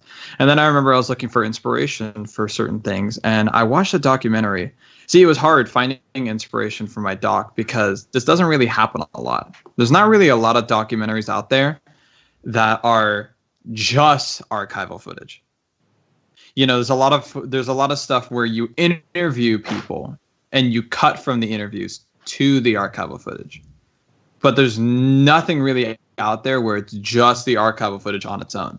So in my searching for inspiration, I came across some documentary where they did this like 9 multi-panel sort of window with like all these different videos playing all over the place look to kind of get across like a big point. And I was like, what if I just did that with all of the images that Disney provides of the Horizons ride, and then just those fade into like ride through footage? And so what was like a 6-minute, 7-minute intro of this is, by the way, for those who don't know, this is Horizons. You start off in the line, you go here and you go there, became like a 10-second thing where it was just this like, you know, you'd get like a one little look and glimpse at this ride, and then the idea behind the rest of the doc would be, well, it'd be more fun for you if you don't know anything about this ride to discover the ride slowly over time along with Hoot and Chief. So if you notice, that's kind of why the documentary, the order that it's in now, the way that it's told now, is you like start off in the easy living section and you see all the easy living stuff in the beginning, and then you move further into the ride as you go on. That's kind of why I took all of the stuff of them. A suggestion that my friend Adam Velasquez made was he was like, you should take all of the stuff of them exploring up, like when they go see the above of the track, when they see when they go through the yellow hallways, and when they go into the rafters. He's like, you should make that its own section and put it later on, and almost have it be like this logical, they're working their way through and up through the ride, so that way we're not revisiting any sections of the ride and it growing stale. It's efficient storytelling. It really, there's not an ounce of fat on your film. I'm glad that you acknowledged that, because that's something very recently that I'm kind of acknowledging about myself, and I've talked about this. The last two movies I went to go see in theaters with friends was, I just saw Into the Spider-Verse last night, and then last week I saw Roma. And I was talking about that with my friends, where I was like, yeah, I'm starting to realize that like something that I really appreciate and that like I hold movies to is not their ability to hold my attention, but yes, exactly that, their efficiency of storytelling. You have the medium, how are you using the medium, and how are you using your timing? Because there are ways to tell really engaging stories slowly, but at the same time, a lot of films take slow filmmaking and slow storytelling as like a means of like a higher art, which I disagree with that. I disagree too. I think it's way harder to maintain people's attention, especially when it's a YouTube video and you're asking some random stranger, hey, you don't know anything about this ride, you don't know anything about the story, why don't you just sit down for 25 minutes and let me take you on a journey? Yeah, and then they can go on their own discovery afterward if they're interested in it, and they can go find out other things online. Or they could be bored with my video and turn it off, a minute in. Or they could cry because you made them all cry. Which is what. Why don't you all go and cry about it? Yeah, I'm glad. I'm glad that you appreciated that. Oh yeah, because my very first note I made while I was starting to rewatch it was opening the the tiles. That was the first thing I noticed. I'm like, wow, he's boiled down the essence of this ride to, like you said, what does that scene last? 15, maybe 20 seconds, where you see all the different images of Horizons. And because even going back to, again, not to keep comparing this to Defunct Land, and that's not my goal here, but considering that's the gold standard now in history Disney docs. I remember, again, this was years ago, I talked to Kevin, this was when he was first getting started, and I said, are you going to ever attempt some of the more classic extinct attractions like Horizons 20K? And he's like, I want to do Horizons, but I don't know how to do it in a way that's fresh and unique. And I told him, well, again, this is my opinion. My advice was give it your own flavor, your own analysis. Don't just regurgitate what everybody else knows. And that's how you get people, because, again, most Disney fans know the history of Horizons. I know when I clicked on your video, I knew that history.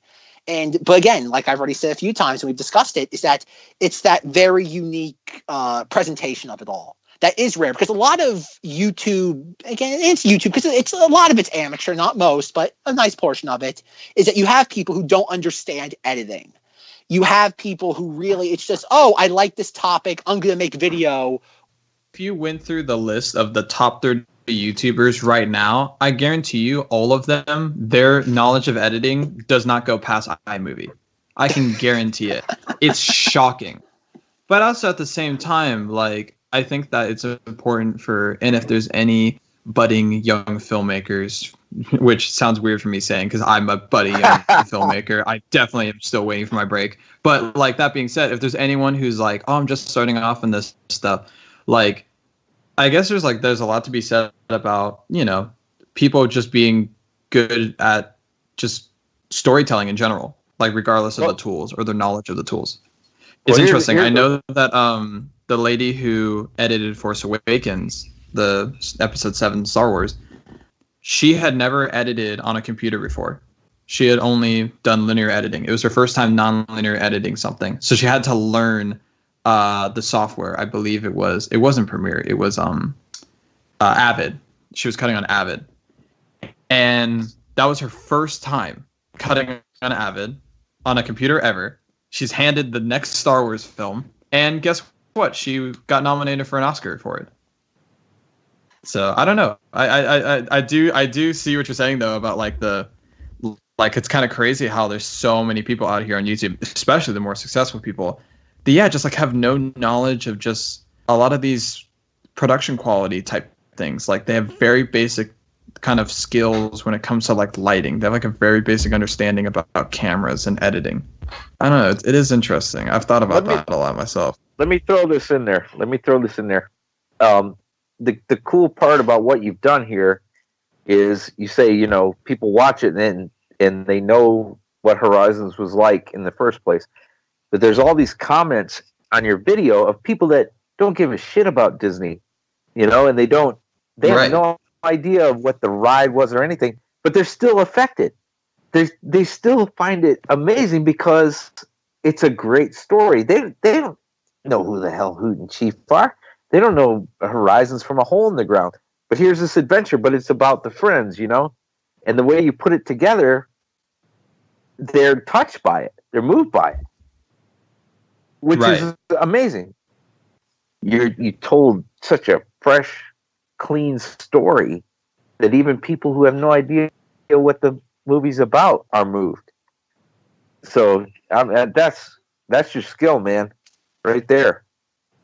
If you keep that up through your whole career, you're gonna be just fine. I know. I'm never gonna forget this conversation. So yeah, I think they're definitely, and that was my biggest thing, is I really wanted to separate myself from just the YouTube crowd of reading off the wiki page. I really wanted people to watch it and think it was a film. And that's what I thought was amazing, was when I was reading the comments, like there was like, besides the title at the beginning saying "Remain seated, please," there is no directed by, there is no credits, there is no mention of a documentary. The word documentary was never on that video. But all the comments are fantastic doc, amazing doc. This is a great documentary. So I'm totally relieved that work and the effort that I put into it came across. You know what you did? You made the equivalent of a Mike Tyson fight. Ding, the bell rings, he gets in there, he beats the shit out of the guy, and it's over. And you're so happy. You know, the best fights in the world didn't even last a round, right? Because you're also sore because you've been gripping your seat. That's the other thing that I'm really glad that people that got across too, was the suspense of it all. Because I really wanted to. I know that someone pointed out, and I'm glad that they appreciated this. A scene that I intentionally kind of edited in this way was the scene when you guys go into the yellow hallways. Because I remember when I watched that for the first time, I was biting my nails because I was watching it for the first time, having no idea what was going to happen. I was for sure that you guys were going to get caught.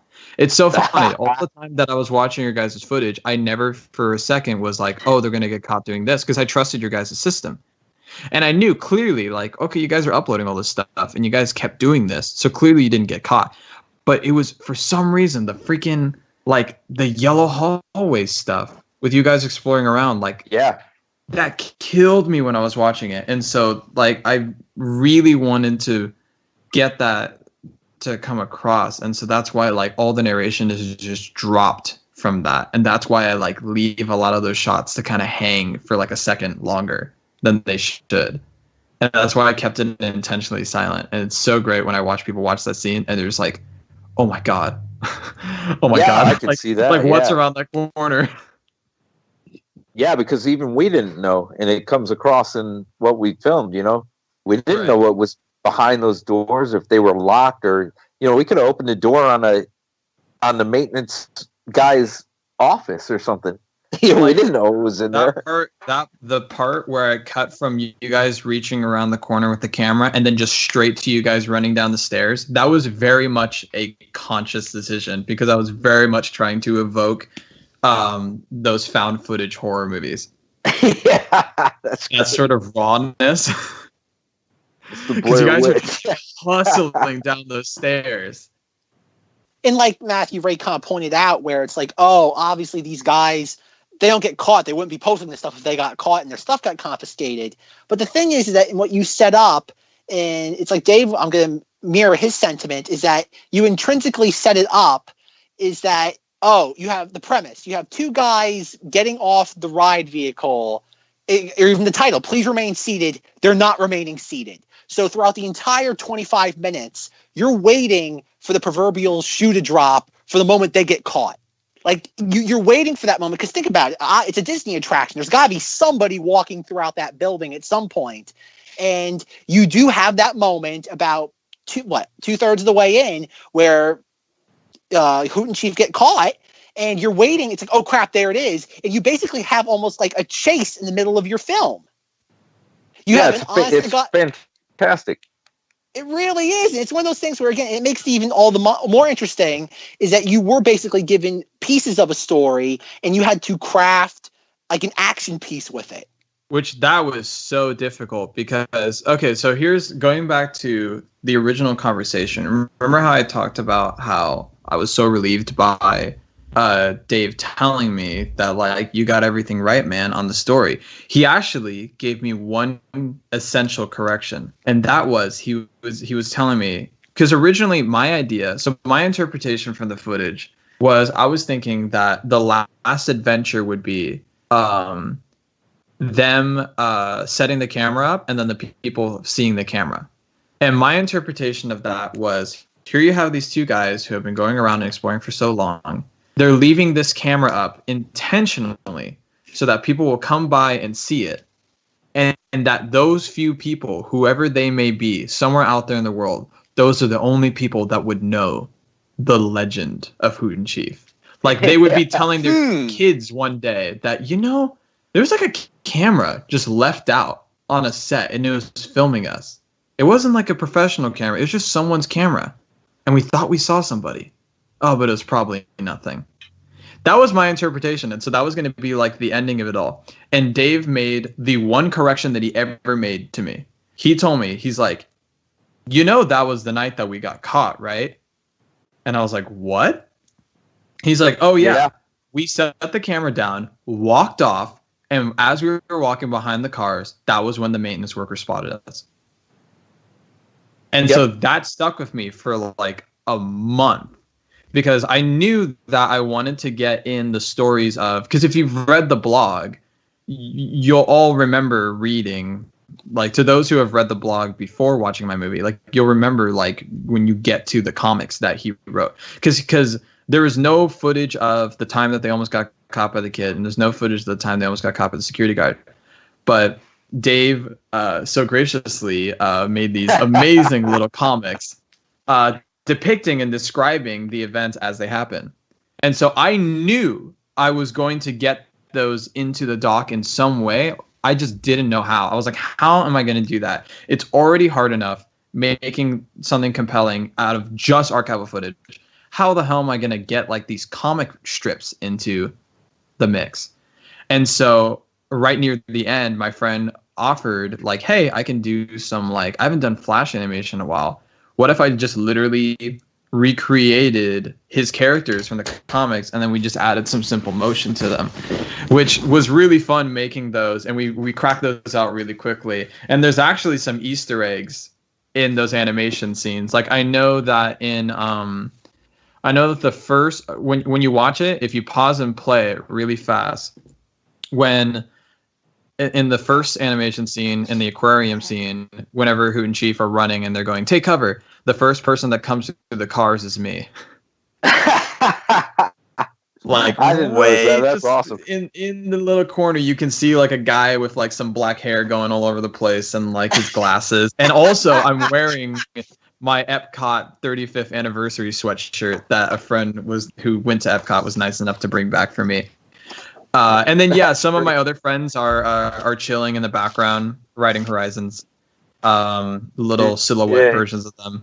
But yeah, like, that was so hard, like, putting that together and making that compelling because of the fact that, yeah, like, none of it was filmed. So what I would do is I would just kind of lay out the story, lay out the events of what happened, fill it up with animation. And then if it was something like, okay, I need a shot of cars moving and then people riding it, I would just go through all of the footage again, like all 7.5, 8 hours. By the way, that was like how much footage it was in total that I started off with. It's a 25-minute doc, and the 15 minutes that is them running around Horizons was cut down from almost 8 hours of footage originally. That's how much footage they shot and uploaded on YouTube. 8 hours. Yeah, that's about right. So it was just me. Yeah, I'm sure it does. That was just me going back through all the footage and just trying to find like shots that would convey like them jumping out of a car and running to get behind Mesa Verde. You know Yeah, what I mean? Like love the stuff way, like that. I love the way you use that footage to fill in, different shots because, right, man, yeah. because folks, that's not like sorry, I'm like saying folks now. I like that you say folks. I want to use that now. Ooh, me? No, Yeah, Zach. everybody out there. To address the audience. But like, yeah, like that footage that you see, besides the footage of them with behind the scenes. Okay, the only footage that was actually like from those two stories, none of the aquarium stuff, none of the undersea stuff with the little kid. Oh, by the way, in an uncredited role, I'm the little kid that says, "Is there a man down there?" That's my voice. Just thought I'd throw that out there. But yeah, but that whole story, none of that footage is the footage from when it actually happened. And with the security guard story, the only footage from when the story actually happened is when they're saying, "Oh, the flashlight is draining the battery. Can you see people?" And then it's them setting up the camera and going, "Can you see people? Yeah, cool." And then later when the people ride by and they can see the cameras. That's it. Everything else is just Frankenstein together. Yeah, it works. There's no seam showing. Another thing I'll say real quick. Oh, sorry. What's your question, Dave? I was going to say, let's do something fun right now. I got to go to the bathroom, but I got Sunnyside here in case you want to ask her any questions. It's like, forget the movie. How did you put up with this shit? Can we ask her about honeymoon presents that involve cameras by any chance? Yeah, anything you want. Go ahead. Oh, this is so exciting. Oh, man, we're breaking new ground again, folks. Sunnyside says, hey. I told them how they named that daycare after you. We actually haven't talked yet. Hi, Mrs. Ensign. I am Hello, Matt Serrano. how are you? The documentary. That was awesome. I loved it. Oh, that makes me so happy to hear. Thank you so much. There was more weeping here. I'm so sorry. I know. I'm making everyone it's good. with the dog. It's good. It's such a tribute to their friendship. Yeah, and that was always my biggest goal. I always feel like when it comes to when you make a movie, or really just any kind of work of art, I feel like there's always like you have to have like the thing that hooks people in the beginning and like brings people to come watch, which is obviously them sneaking around. But then you have to give a reason for people to like stay and for people to rewatch and to fall in love. And that was always their friendship, which is so hard because there's not a lot of times where you see them talking and interacting with each other. Because it's like it's always either one of them filming it. You know what I mean? So it's always them kind of like talking into the camera. But I was worried that wouldn't come across as them interacting with each other. So I'm really glad that like, and I'm sure you've probably seen the comments, everyone is just saying what a beautiful friendship and, really falling in love with them. It was amazing. And, they didn't have to talk a lot of times because they were like tied. They were like brothers. They were like, it's like they grew up together. Right. Well, Zach, I'll let you ask any questions first because I know that I have a question that I want to ask. Oh, no. I'm Zack, Mrs. Ensign. I'm the jerk that brought for this specific recording, brought everybody together. Okay. That's basically my role in all this. Your husband is a fantastic human being. He's blown my mind at least 2 or 3 times this evening.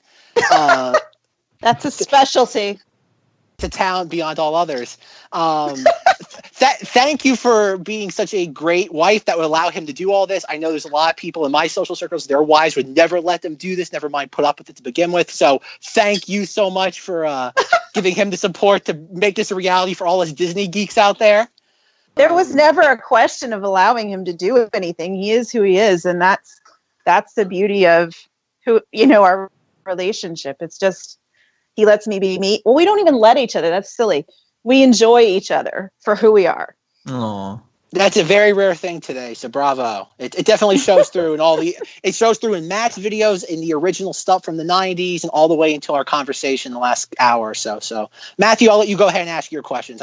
You have some probably important things to ask. You know, it's funny. I'll say really quick. I remember because we talked this night. We've addressed the fact that there was a while where I was kind of working in the dark, where I was working off of just what was on their blog posts and what just the footage and what people in the comments would tell me. You know, and I remember there came a moment where I came across a blog post where it was the photo of you posing next to the cat, and and I remember the post said, like, me and her got married not too long after this. That's and correct. so I remember writing in, I remember just my brain just kind of went into like autopilot, and I wrote down, they got married not too long after this photo was taken, and they've been happily married ever since. And then I remember like a week later, I was like, oh my God, wait, what if she's passed? Like, I didn't know. Oh my like, God. what if they got divorced, or like, what if something happened? And so I remember being like so worried. And it's so funny because I didn't think about that for a while, but I took that out of the script. I just said, like, they got married not too long after this photo was taken. And that was that. And then I moved on from that. And I remember I breathed the biggest sigh of relief when I talked to your husband for the first time over the phone. And he said, by the way, Sunnyside's in the kitchen. Say hi. And I was just like, oh, thank God. And I just, as we were talking, I typed back into the script, like, and they've been happily married ever since. That's funny. My question that I wanted to ask was, I guess my first question, I'll try not to ask too many and take up your time too much. And of course, so we can get Mr. Hoot back in. But talk more about your time adventuring in Horizons. I would love to get your perspective on everything. What was it like for you going through that? Because there's not really a lot to talk about, or there's not really any information on your adventure besides like the 2 photos that were taken. Well, we've been doing ridiculous shit for years, and I never was like him, like leaping around and all that sort of thing. But I did want to pet the cats. I really wanted to pet the cats. And then, they'd been doing this stuff forever. And Dave had like I don't know if he told you, he had like this extendable rig that he would like drop off recorders and rides, and he called them loops. And he would leave the recorder, and then we'd ride, and then we go back and hook the recorder back up. So like I was so accustomed to like spending hours and entertaining myself other ways, because it was, when he focused on something, it was 100%. So I would ride it with him for a while, and then I did a couple things out there, and then mostly I drank around the world. I would drop them at Horizons. Yeah, I would drop them at Horizons. I would take my half yard out of my backpack, go fill it up, and proceed to get drunk. And then I would meet him back, and we'd leave. Little pause there. I mean, you guys are doing Epcot right. I mean, it's so funny because as you're saying this, I'm literally, I pulled up Instagram because I got a notification, and right, literally on my phone is a picture of 10 of my friends in Epcot cheering wine glasses as you were saying that. Drinking around the world. Yeah. And then I would go hang out in Japan and buy little trinkets and tchotchkes, and then the fireworks or the show would get ready to start, and I'd go back over there and sit on a bench and smoke. So how many times did you go into the ride? So when you went to go pet the cat, that was just you going, okay, I'll just jump out here, pet the cat, and then jump back in, and I'm done? Or what was your experience going? I told him I wanted to. That was like, he's like, what do you want to do? And I wanted to do that. So they explained to me how to do that. I went in the kitchen too, and got to walk around in the kitchen. Did I do anything else? I don't really recall. I was drunk. You filmed it a lot. I did do a lot of the filming. Oh, really? So sometimes it was me behind the camera going, okay, I'm a really atrocious camera person. There's a lot that didn't ever make it because it was pictures of walls and floors and the inside of the car. So none of the footage that ended up in the documentary, I'm assuming. Oh, I don't know. Did any of my footage wind up in there? What that you filmed? Mm-hmm. Yeah. Oh yeah, Dave says yes. Oh, really? What footage? What footage? Oh hell, I'll have to watch it again. I don't. I'm gonna throw out a He might- guess. Was it the shot of where it's horizons and then it slowly pans over and then Dave does the dumb like face? Where you see Ed and I both jump back into our ride vehicles. A lot of jumping back in, like filming them jumping out and jumping back in. Like most of those were me. Gotcha. Okay, I'm gonna like go back to the dock and I'm gonna try to spot some of that stuff. Oh man, that's kind of blowing my mind. Yeah, because I know that.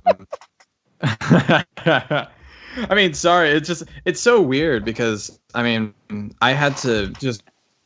It's safe to say I'm the biggest Mesa Verde Times fan of all time because I would wager that I've watched the footage more than anyone else has just from editing. I might have seen it more than you. you very well might have, but yeah, I mean, I mean, there's so many. I mean, there's a lot of stuff that I have just like memorized. I mean, like I have all my movies memorized because I mean, when you're editing and you're working on them for so long, you just kind of just do. But yeah, that was. I'm. It's interesting you bring up the tape recorder thing because I was trying to figure out a way to implement that into the doc, and I couldn't really figure out a way to. I know that if you go back and I'm sure you won't notice it if anyone tries to go back and watch the raw footage, but I spent 1 week at the very beginning where I literally did nothing but clean up on everything. I went through every single video because the audio would just be the same for each video. And I would just spend like 20 minutes listening back and then just tweaking the audio so that I could bring out their voices as much as I could. And in the end, it didn't matter because I was just like, they're so unclear and inaudible sometimes that they just needed subtitles. But what you get from the Horizons documentary is the ultimate Hoot and Chief viewing experience. It's the cleanest way of watching it. Well, and then, you know, Ed would get so excited he would squeak. He was like, and it was like very hard to understand him even in person. Like if he was enthused about something, it made him turn pink and squeak. Now, what was your like? What are some of your memories with Ed? If you're okay with going into that. Oh God, I met Ed for the first time. The was it winter? 87. Oh God, yeah, I met him back in art school. I forgot all about that. I was drunk. Yeah. Now, Dave, I don't know. Every story is just I was drunk. Dave and I was a wasted youth. Don't be like Sunnyside. Dave and I met at Ringling. Did you know that? Art school. No. Oh, really? 87, bros. 87. And he brought Ed around because they were already friends. And so I met him there. And then when Dave and I actually got together, fun fact. Want a fun fact? Oh, Hit yes. Dave was at my first wedding. Really? We were both drunk. There it is again. And that's what we call the rule of 3 in comedy, folks. Take note. That's how you do it. After we got together, 94, 93, what year was that? 93. Ed was on a leave from the Air Force, and we actually met him. He came over to our apartment, and then we drove him back up to MacDill. So that's the second time I met him, and he lived in the same apartment complex as us at the point. That's when we were going to Horizons. Yeah. He was in our same apartment complex in Orlando. So what was the timeline for the exploration of Horizons exactly? Oh, wow. I'm going to defer to... It was what, Dave come out. 95, 96, and 90? 96, 97? I don't know. What's that? Timeline. I honestly... Did you guys get started immediately after the post-G&E leaving reopening? Oh, Or was wow. it like a time after the reopening that you guys got started? That was something I was never clear on. You got to remember, I'm not the super fan. I was just kind of like along for the ride. Maybe I Right. should defer back to Mr. Ensign on that. Here we go. Oh, it's grown silent. I hear Oh, a cracking. I honestly don't know. What was the timeline when we were doing that? 97, 98. Gotcha. So that was Okay. all right, cool. Yeah, I'm trying to think of any more questions that I have. Do you remember any of the other people that... Oh, here's a question for you guys. Was there anyone else that went exploring with you guys besides obviously Sunnyside, Spike Tripper, and oh my gosh, I'm forgetting the other guy. Yeah. I made stock. I'm so disappointed in myself. Oh, Bionic Fonzie. Was there anyone besides those three companions that you guys had along for the ride? Mainly it was those two. I mean, the other guys are kind of, they heard about it and kind of, flew in. I know Spike Tripper came out one night. Bionic Fonzie? One. So, was there anybody else? I don't know if there's even... Nope, that was it. So those two came out for like one exploration with them, but the solid, hard weekday exploration, that was those two. And it was always weekdays, I feel like. It was not usually the weekends because it was busy. It was usually a Wednesday, yeah. That's smart. Yeah. I mean, it was never really crowded. Because they did this whole like scientific analysis of when it was crowded and not crowded and the least crowded times, and it was they had charts. You guys were like the OG like mouse planners. It was pretty impressive. It was pretty impressive. I was over there just like crafting and drinking and crafting and painting. What are your thoughts on all this stuff looking back now? Like what are your thoughts on Disney's lack of archiving these things, and do you ultimately feel like what these guys did was right, or is there anything you still maybe disagree with what your boys did? God, no, it was awesome, and it was something that was very meaningful to them, and they knew it was going to disappear, so they archived it and chronicled it. It was exploration. It was like they were they call themselves archaeologists. That's a good way of putting it. Yeah. They were like they were exploring what was currently there that was going to disappear instead of going back in time and exploring something that had already disappeared. And they were documenting it for the future. And like Dave said, I heard him say this earlier. They thought they were going to be sitting there, old men in their lazy boy recliners, watching this and going, and it's still with us. He's still with us. He's still. We feel him all the time, and when stuff like this happens, he gets very happy. We feel that. I'm sure, and exactly what you said, like about appreciating the ride while it's there instead of just looking back with like the goggles of nostalgia. That's why I after I uploaded the doc, I changed my bio on Insta to living like Chief, because I really appreciated how. He just gave no fucks and just lived in the moment. It's true. And, you never know what's going to happen. And, just because they're a big old corporation and they're this and they're that. No, this was meaningful to people. It was something that moved people, and they never did anything harmful. So, get out there and do what you need to do, man. It's like life is short. Thank you so much for coming on and talking with us. Oh, my pleasure. Oh, thank you so much, Mrs. Ensign. Your husband is a very lucky man. Thank you. You tell him that.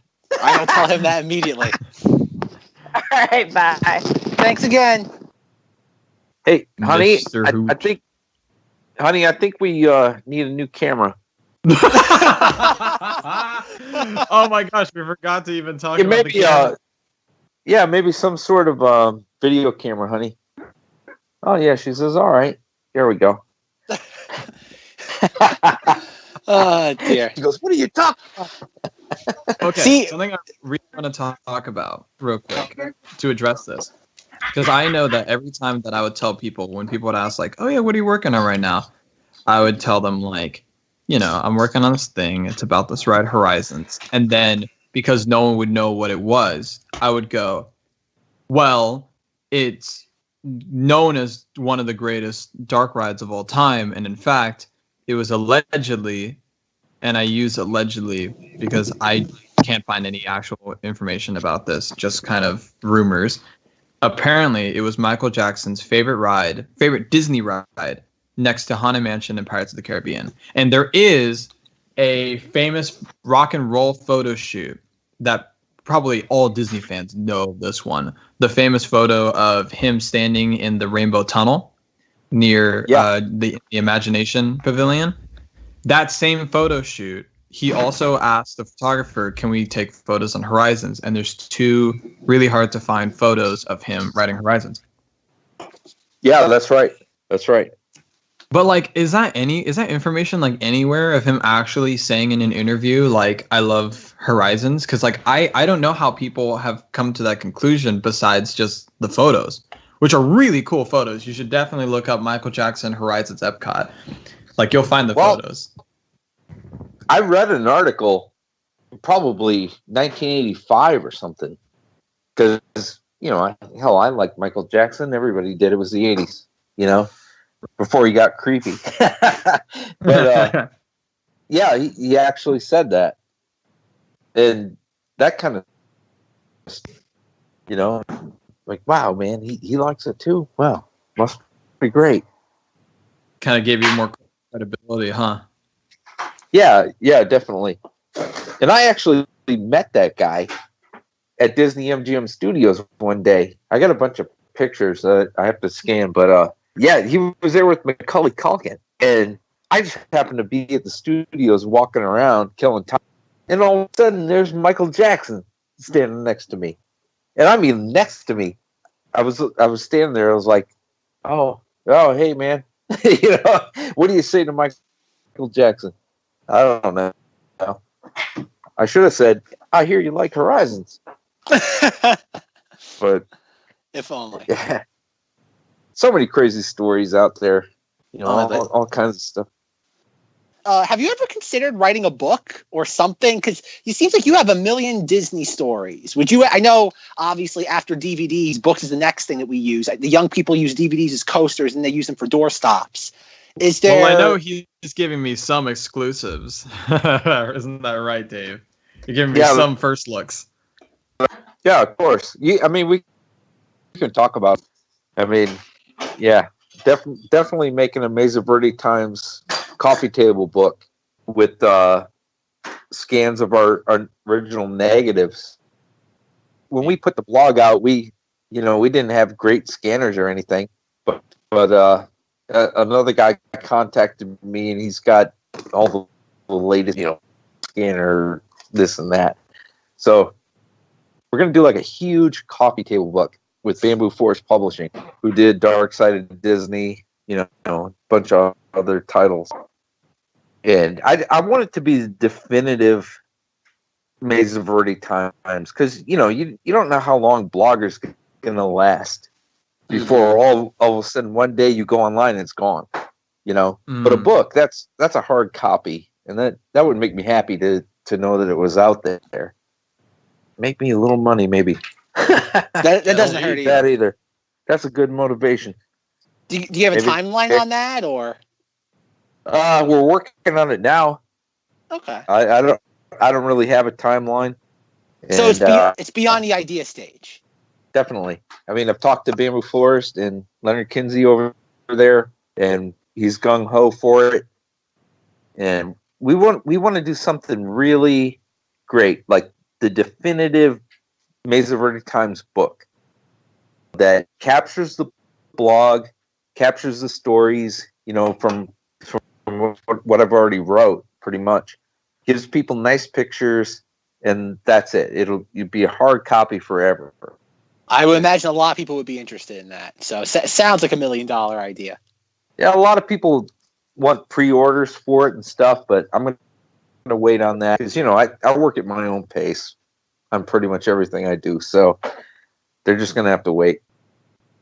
I should probably bring this up. This is a funny story. It was a concern that I know was brought up by my group, and I was like, oh, man, you're probably right, but, like, whatever. I'll just go through with it anyways, because I felt that it would be ridiculous to censor the animatronic girl's boobs, the naked animatronic at the top of the Easy Living scene. I thought it would be ridiculous. Apparently, it is the reason why I am not making any money or going to make any money off of my YouTube video, because someone decided that they were going to flag it for nudity. Oh, Jesus Christ! I'm not kidding. You might as well flag Michelangelo's David. I know, and I was. It's I remember. I reached back out to YouTube and I was like, go to minute 8. The person that flagged me, this is what they're referring to. It is a half-formed animatronic made by Disney, by the way. Yeah. With very crudely made like nipples. And so they responded, yeah, okay, but there's other content in the video, and I'm sure they're referring to the swear words and the naughty words and stuff, and they're like, you're not going to make any money off of this. So I'm like, all right, well, whatever. At least people get to enjoy it. Mr. Ensign and Mr. Weber, yes. I actually have questions for you two. Do it. What is your guys' favorite moment in the documentary, and why? Oh, you go ahead, Zach. Oh man, you put me on the hot spot. Okay, I like things as a whole. I know I'm kind of cheating when I say this. I don't think there is one specific moment. If I had to pick one, obviously the ending, like I already had my Titanic, Jack and Rose, Bill Paxton analogy, is when it really kind of added a whole nother layer to the Horizon story that I never thought about. I'd say I don't think there's one scene that really stands out, but I think the ending definitely wraps it all together because it comes out of nowhere. And I think that's where you kind of get hit with the reality of the situation, because you're talking, you think about it, 2 guys sneaking around the Disney attraction. It sounds like fantasy. It sounds like, and I think, what was that? Didn't Disney have a book series, Keepers of the Kingdom or something? Yeah, yeah, exactly.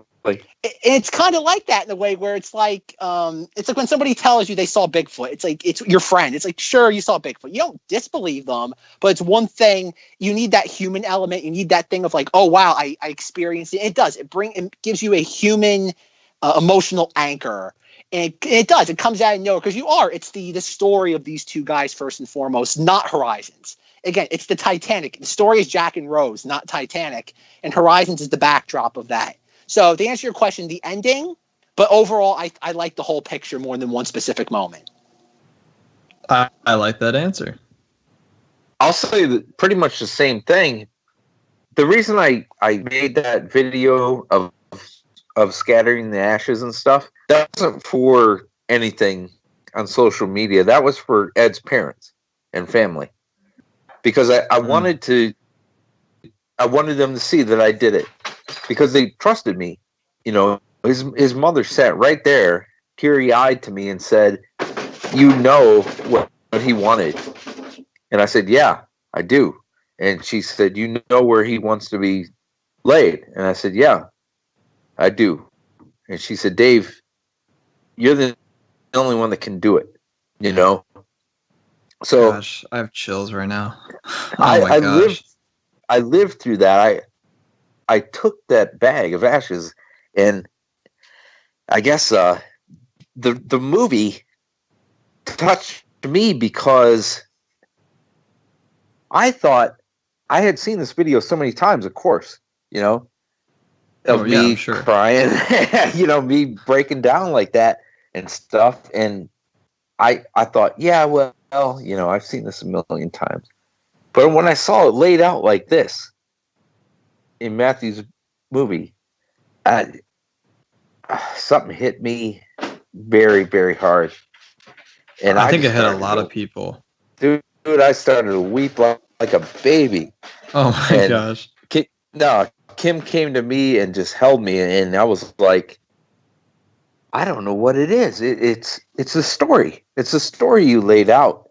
You know, even though I lived all this stuff, it hit me so hard, man, because it's perfect.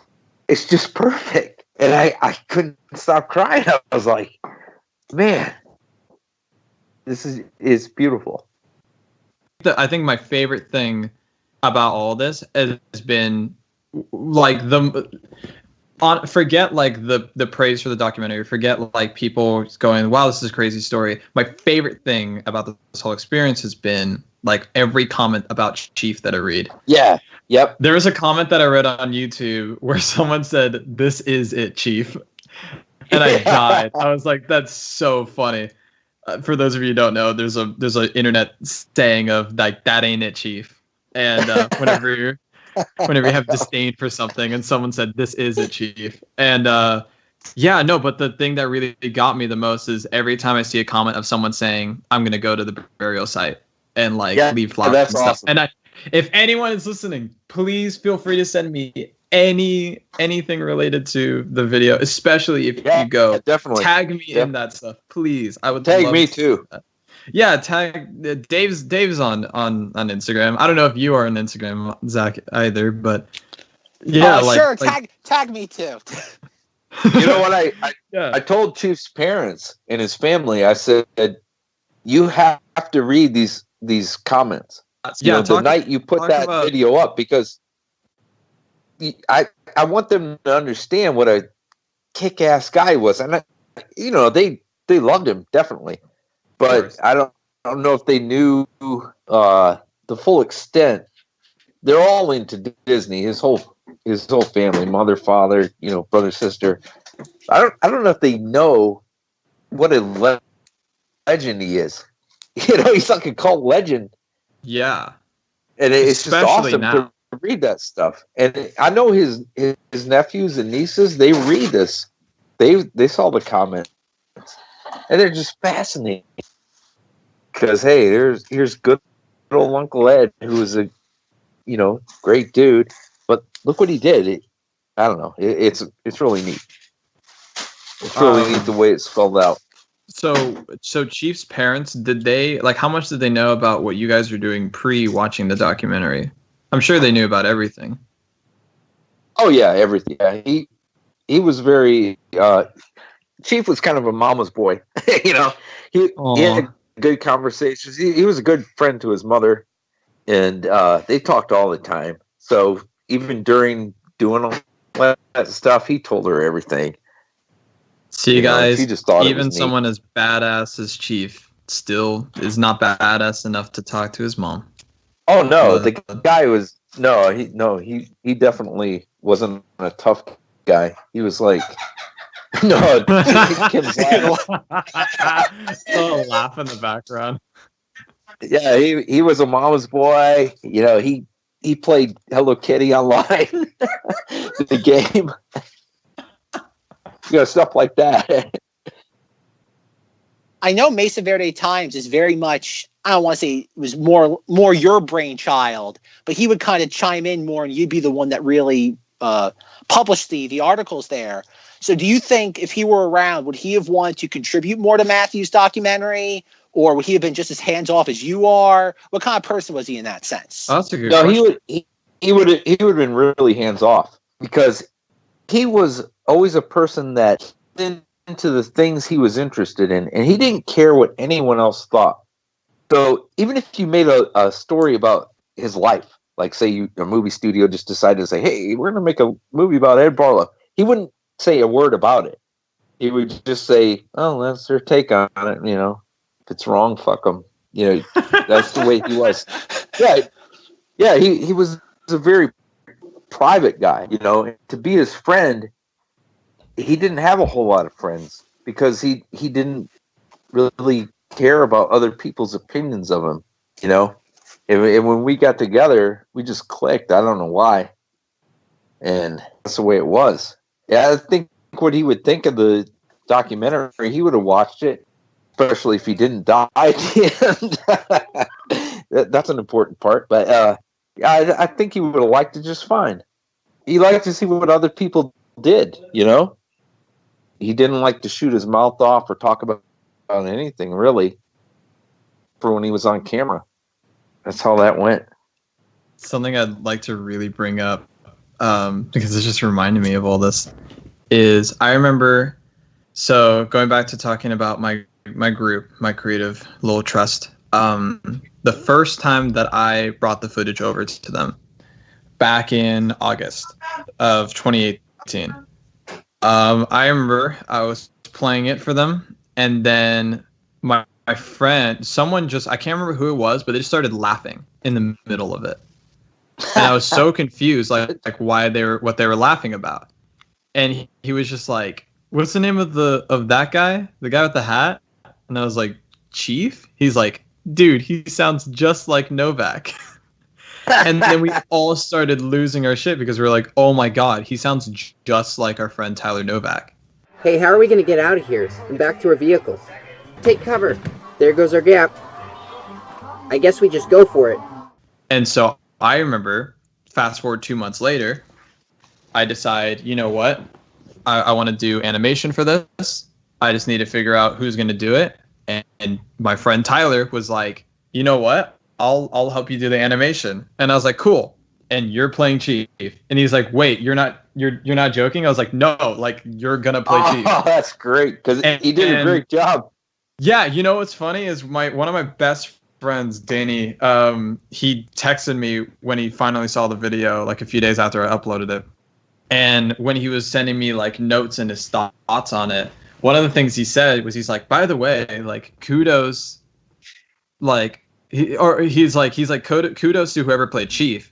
Because I remember, like, because he knew, I told a lot of people, like, the full story. I told people that Chief had passed away. And so he was like, he told me, he's like, "I remember the animation started, and it's Chief's voice talking." And I was like, how the fuck did he get Chief to talk in the animation scenes? Yeah, it was damn near perfect. Just because he just thought like, he just thought it was Chief. He thought it was Ed doing the voice for the comics.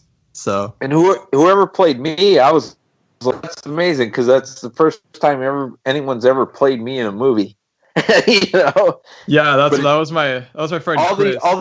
All the inflections were right. Everything was right. It was just great. Quick, dude, to the hole! They just stopped the ride. We sure did it this time. Now all we have to do is find a way out. Never mind us. Watch your step onto the moving beltway, dear. I felt like I was watching Ed say new stuff. Yeah, I thought it was fantastic, man. I was like, there he is, back from the dead, going, hey, fuck it, man, fuck it. Let's jump through here. Well, we might get killed. Okay, he didn't care. He wanted to do it. Oh man. I'd like young people to look at that and just realize that you can just do stuff. You know, not everything in this country is a police state, you know, where you can't do anything. But you can actually just do stuff. You can find happiness. You can find fun. If you just go out there and do it. You know, go after the things you're after. It's doing stuff, but it's also having a purpose. It's not just, again, doing something is Matt Swan's not being a Matt climbing. Swan. You guys, there was a purpose to it. It wasn't just simply, let's just stomp around horizons because no one will stop us. And this is also pre-social media. Right. They're not doing this for clicks or likes or views or followers, which is what a lot of people are doing stuff for nowadays. They were just doing it for themselves. Yeah. So Dave, I have a question for you. I was just wondering. Obviously, it's a focal point of Matt's video. Chief's hat. I was curious because it has the M on it. It has the M. Would you ever considering now that Matt's brought this story to the forefront, would you ever consider finding someone who makes hats and maybe like selling them and the profits go to charity to maybe again for cancer research or something? Yeah. Like I would imagine that'd probably be a popular item. Yeah, I have it right here in my house actually. And I have the backpack too. With you. Oh, you have his backpack too? Yeah. Oh, that's great. And the contents of which, you know, we're in the video, but I'm never going to show them again. I'm just going to keep them. But hell yeah, I would do something like that for sure. I was just curious. I think that'd be something really cool to kind of commemorate his memory, and it's carrying on his legacy of going through Disney attractions. And I know in the Dark Side of Disney video, that's his trademark pretty much throughout the entire video. Yeah.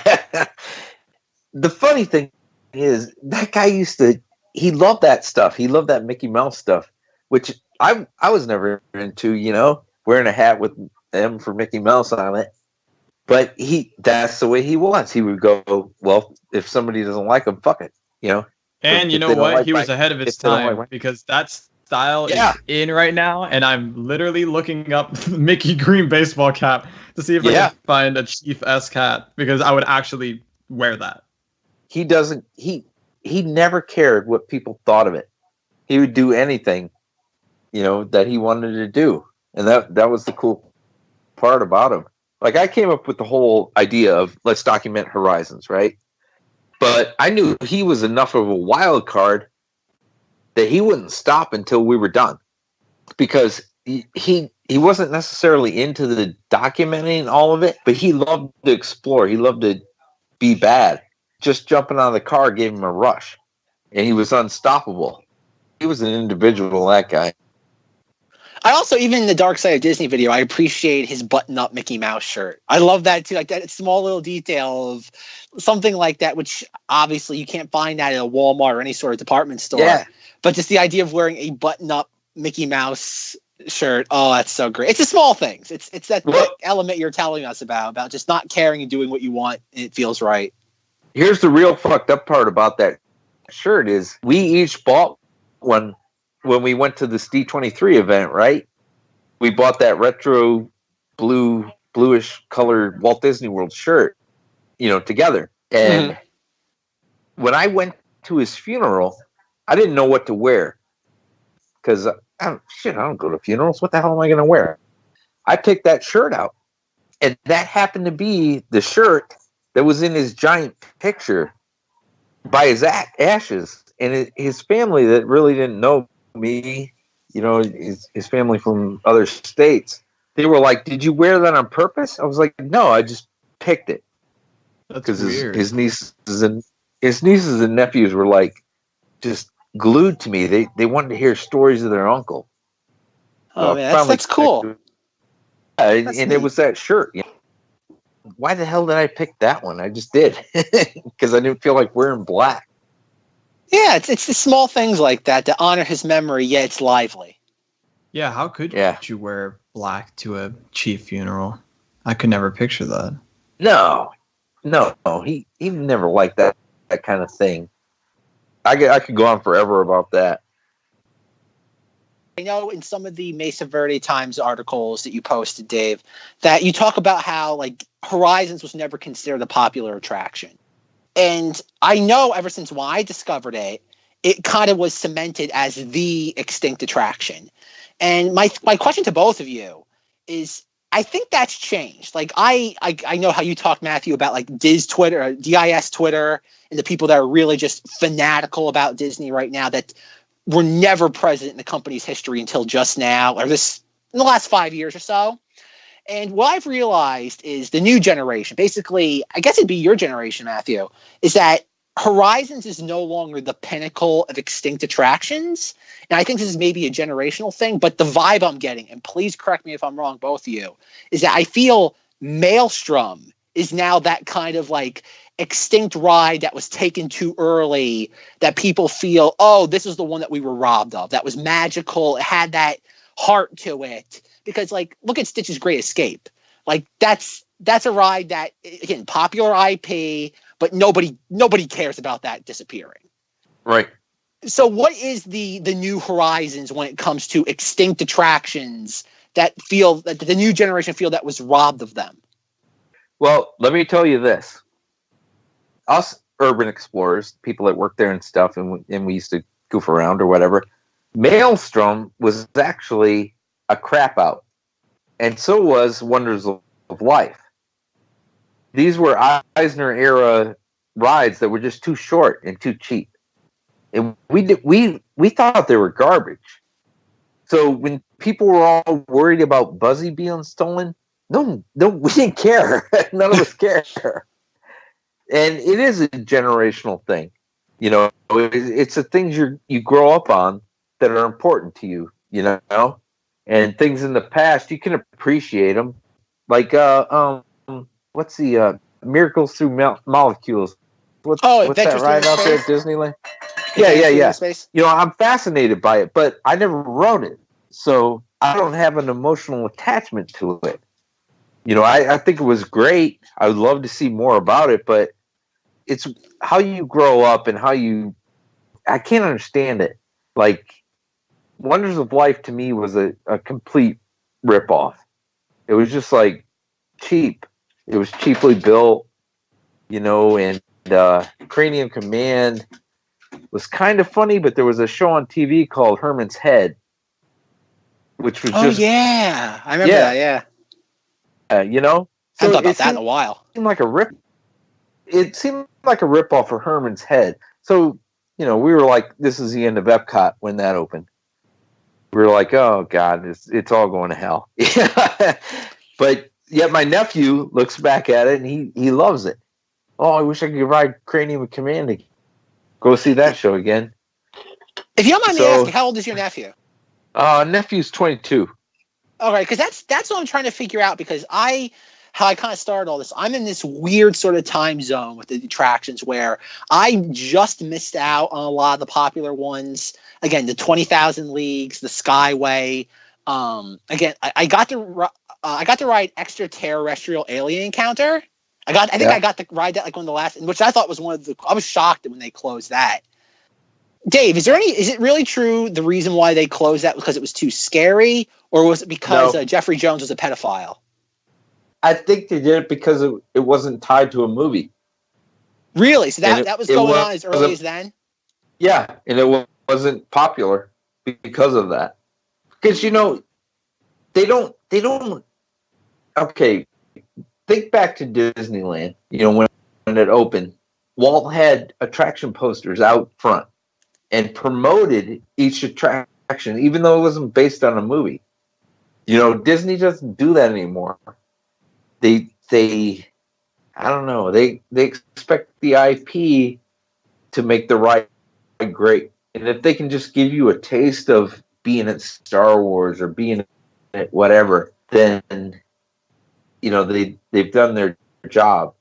So I think Alien Encounter failed because they didn't promote it the right way. I don't know if I liked it. I don't think I did, but I thought it was a decent ride.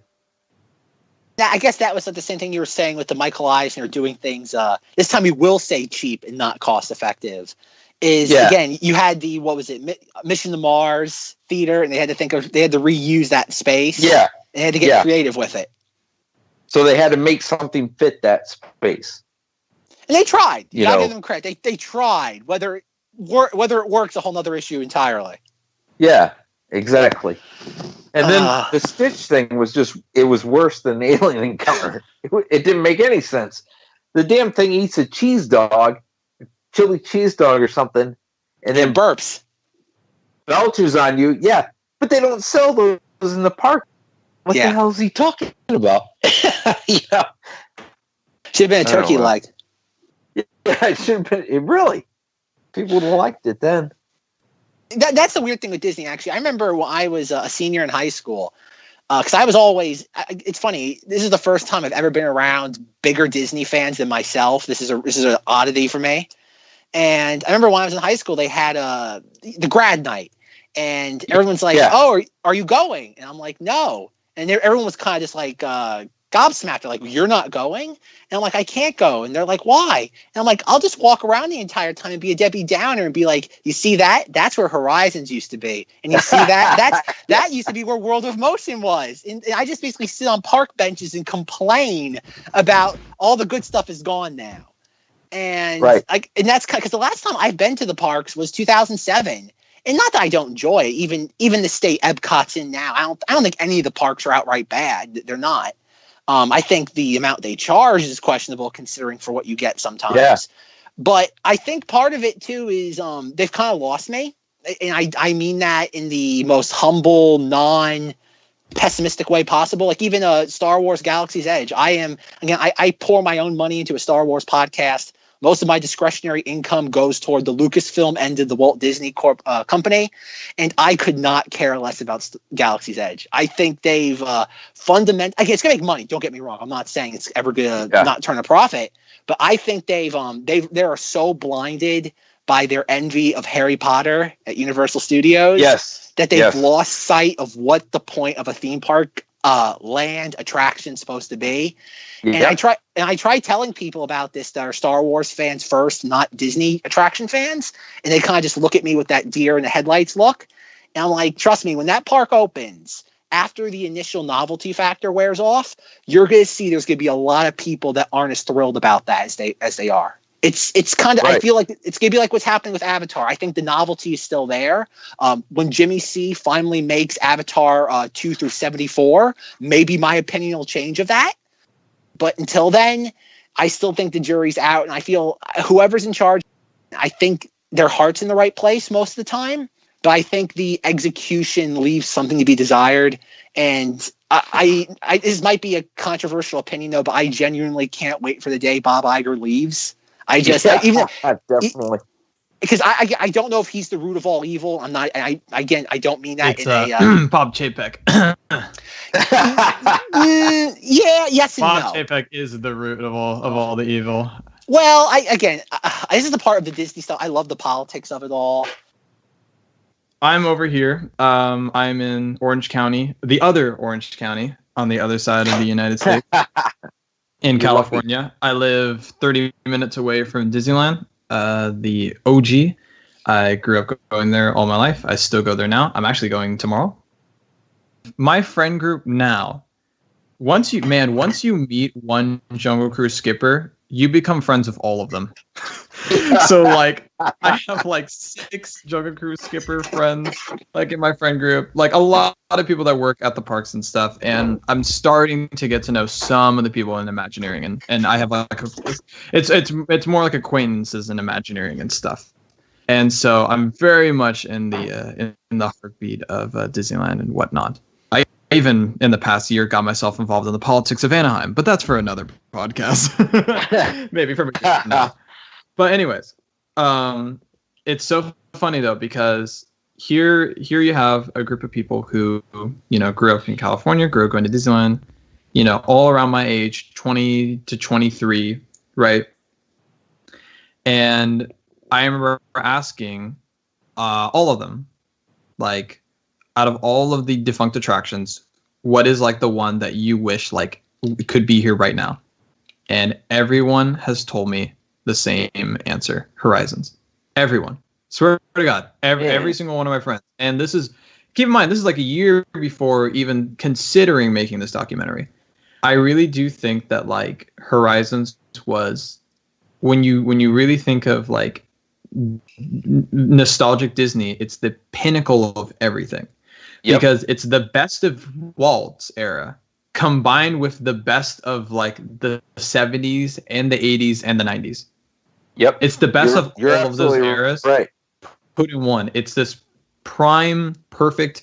And on top of that, like Epcot was like the last, adventure that Walt wanted to jump into. And Horizons is all of Epcot summed up into one ride. I mean, I can go on and on and on, and it's funny because I don't know if any of you know, listening or even on this podcast, there were plans in '93 to build Westcot in Anaheim. It was not going to be California Adventure. It was going to be the bigger, better version of Epcot on the West Coast, and they were going to make a sequel to Horizons. That was the plan. Yeah. Think of this. You're into Star Wars, Zach. You do the podcast and that. Okay, that's his own world, right? Well, think of Disneyland, from 1955 to now. Think of all the incarnations of fans and what they thought was cool. Maybe somebody thought in 1967, oh, they're redoing Tomorrowland. Fuck this place. You mean I can't go on a flight to the moon anymore? I always tell people that model airplanes flying around. I always tell people that go like, I can't believe that they're just dedicating one IP to one land. And I'm like, if you were here on opening day, Frontierland was Davy Crockett Land. Yeah, pretty much. That's what it was. That's exactly what it was. It was Davy Crockett Land. 110%. So yeah, Yeah. you're definitely right. It's always Fred like Parker it's always was even constantly there. changing. Parker and Buddy Epson were there. And Buddy Epson, by the way, is from Orlando, Florida. So there you go. Little fun fact. Are you trying to one up me over here? Do I need to No, smell I'm some just saying. some jealousy? No, I'm just saying. That's Yeah, it. okay. Well, I think, Mike, because this is my perspective, considering that like we talked about California Adventure, and this is Cinemoddities, and California Adventure is an oddity for all intents and purposes. But that it is. But if you look at it, though, like Matthew, you and I are closer, obviously, in the same generation than Dave is. But look at our generation's hatred of Monsanto, because whether it be the soybean thing, if you tell people our age that Monsanto didn't just sponsor one Disney attraction, but two of them, Practically all of Tomorrowland was sponsored by Monsanto. Practically that land was Monsanto land for a while. Exactly. If you try telling people our generation that now, ooh boy, that is like almost up there with the Uncle Walt Disney and the Song of the South. You know what that'd be like? Yep. That'd be like telling people like if like Galaxy's Edge sponsored by the NRA. Like honestly, that's like the same equivalent. Exactly. It really is. You're right. Our generation is so just consumed with the facade or the superficial level of Disney. Because if you tell them these things, for some reason, it just taints their vision of it. And what it came down to is that you have to tell people, it's like, think about it. Disney is a company that's been around now we're getting close to 100 years. And for an entertainment company to consistently be owned by the same party is pretty rare. And that's why, whether it be Monsanto or Song of the South or the shorts, or even look at some of the stuff they did with back during the 80s that wouldn't fly nowadays, just in today's politically correct culture. And I think that's just one of the interesting things about Disney is that as a company, it's able to evolve. And yet it never, I don't want to say it doesn't want to be held to what it was in the past, but it's able to overcome that. But at the same time, not sweeping it away. And I think that's a weird thing. I think they do rock that balance pretty damn well. Us as fans, we would love to just, put the Magic Skyway back in and just, put the People Mover in just because why can't you? And it's never that simple. There's always a lot of things that are getting in the way of stuff like that, like actual things. But yeah, and it's also kind of like what Dave was saying earlier, how there's like, there's the naysayers, obviously, and there's the people that, want to, look good in the eyes of Disney. But at the same time, like the people that actually really matter at Disney, are like just like you and me, where like they're fans too, and they really want this stuff to happen and to be in the parks, and they want the parks to be in this certain way and stuff. And it's out of their jurisdiction, It's not this one evil corporation that's like looking over everything and going, oh, we don't care about this stuff, It's all these different moving parts. And I think in a lot of the moving parts, you'll find people just like you and me. Yeah, you certainly will.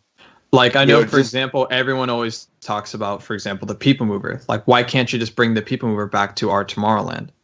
And I remember my friend got to hang out with Tony Baxter and go walking around in the parks. And he asked Tony Baxter, this is like 10 years ago. He's like a long time ago. He's like, so what's going on with the People Mover? And he's like, buddy, I would love to bring the People Mover back just as much as you would. But you know what? Like OSHA laws would require us to make the track like this long, and it'd just be an ugly sight, and it would just ruin the People Mover. It would just make it pointless for us to bring it back. So that's the reason why the track is sitting there. They had to have steps, stairs down for evacuation, like every, like 20 feet. So there'd be stairs everywhere. And then also like the platforms would just go out and completely. I mean, if you go to Disneyland Tomorrowland, it's tiny. There's just no space to do that. Right. And, like it's just not that simple. A lot of these things are not that simple. Well, let me tell you guys. Matthew, number one, man, thank you for making this movie. Really, in 25 minutes, you summed up a hell of a long time of friendship, for me. and it's beautiful. It's perfect. And to both of you, I want you guys to understand that, I'm 50 now. I'm getting old. But you guys keep doing what you do. Keep pushing further. Because, you are the young guys.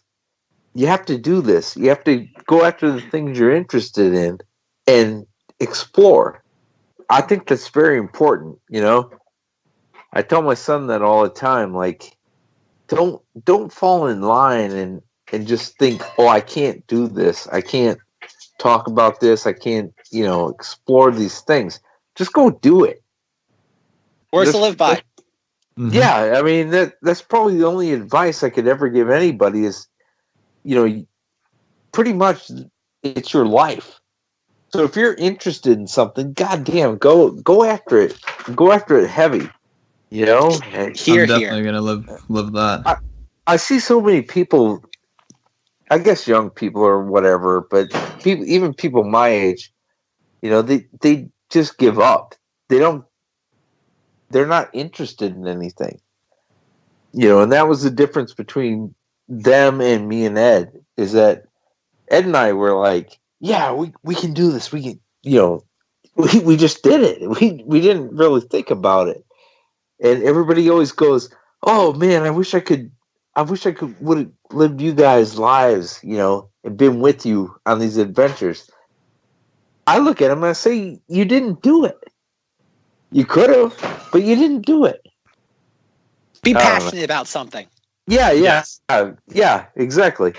If you're passionate about it, then by God, go and get it done. And one last thing I'll ask is not to bring up your age again, but if I could request one thing in the will, Mr. Ensign. Yeah. All I want, I'm not asking for much, but all I want is I would love to be past Excalibur and to take on Chief's hat and to preserve it for all time. All right, I'll make that happen. There you go. Yeah. We have our verbal agreement right here on this podcast. Yeah, we do. And in the will, I would like the Mr. and Mrs. Ensign VHS camera from their wedding. I would like that. I still have it. Have it, yeah. Good, because I would like that will to me in the very distant future. Yeah, it's in a box in my closet right now. Good. Good thing I have some blank VHS tapes laying around. I'll make good use to it in many, many years. Yeah, get you some 8mm ones, Even better. High def or whatever. High def back then was what? 1 pixel by 1 pixel, I think. Alrighty, guys. As we're wrapping this up, I have one final question for both of you. Sure. On Cinemmodities, for every movie we watch, actually, we have 2 questions we ask. One of them is whether a movie or the subject that we're discussing is a Cinemoddity.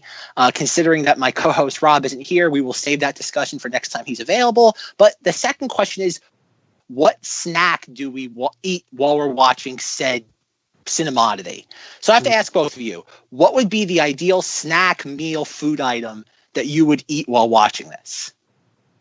I'll say is if I had to choose a meal, that meal would be probably like I'll go. I'm half Salvadorian, so I'll go traditional Salvadorian with the shit. I'll say some pupusas and then maybe some cola champagne. That's some traditional Salvadorian food for you, people out there listening. But if I had to go with a snack, what were those called? Dave, help me out here. What was the oranges? What were the oranges called in Mesa Verde? L'oranges, yeah. Yep. I'll be snacking on some l'oranges next time I watch the doc. Disney, good get answer. on that. Good on that.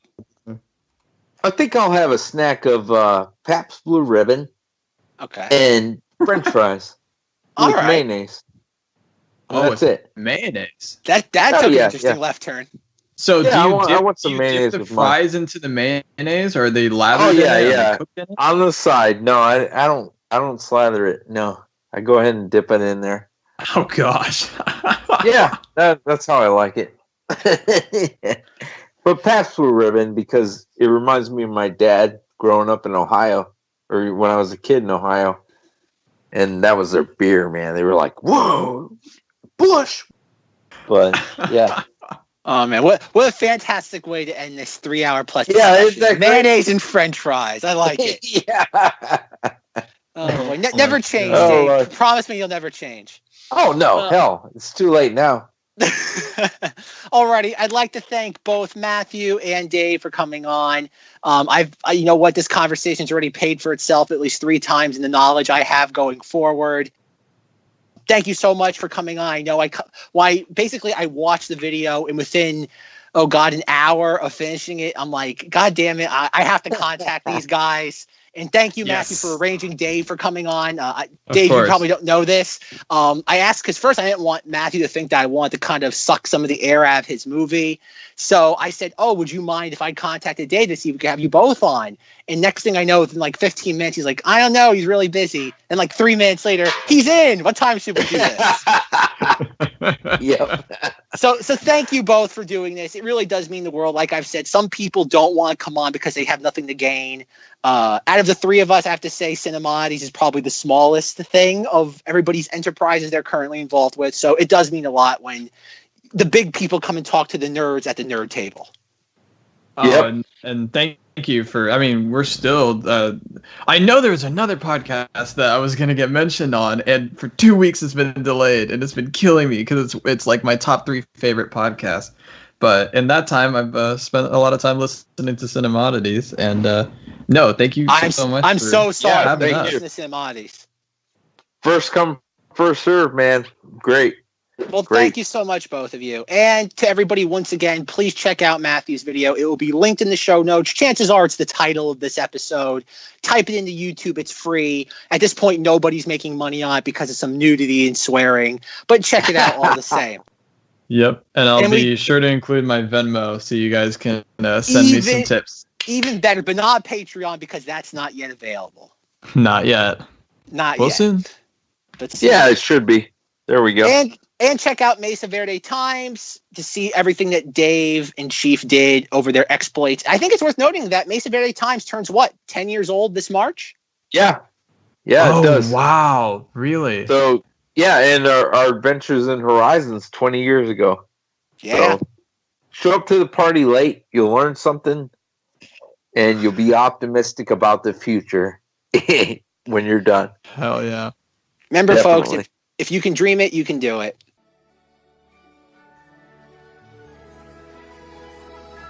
Yeah, if we can dream it, then we can do it. Yes, we can. Yes, we can. Horizon. Yeah. All shining. Shining and new. Shining and new. The 80s voices. Oh my gosh. Have you ever dreamed a dream of the future? Picturing a world we've yet to see. Yeah, hell yeah. Good times. Good times.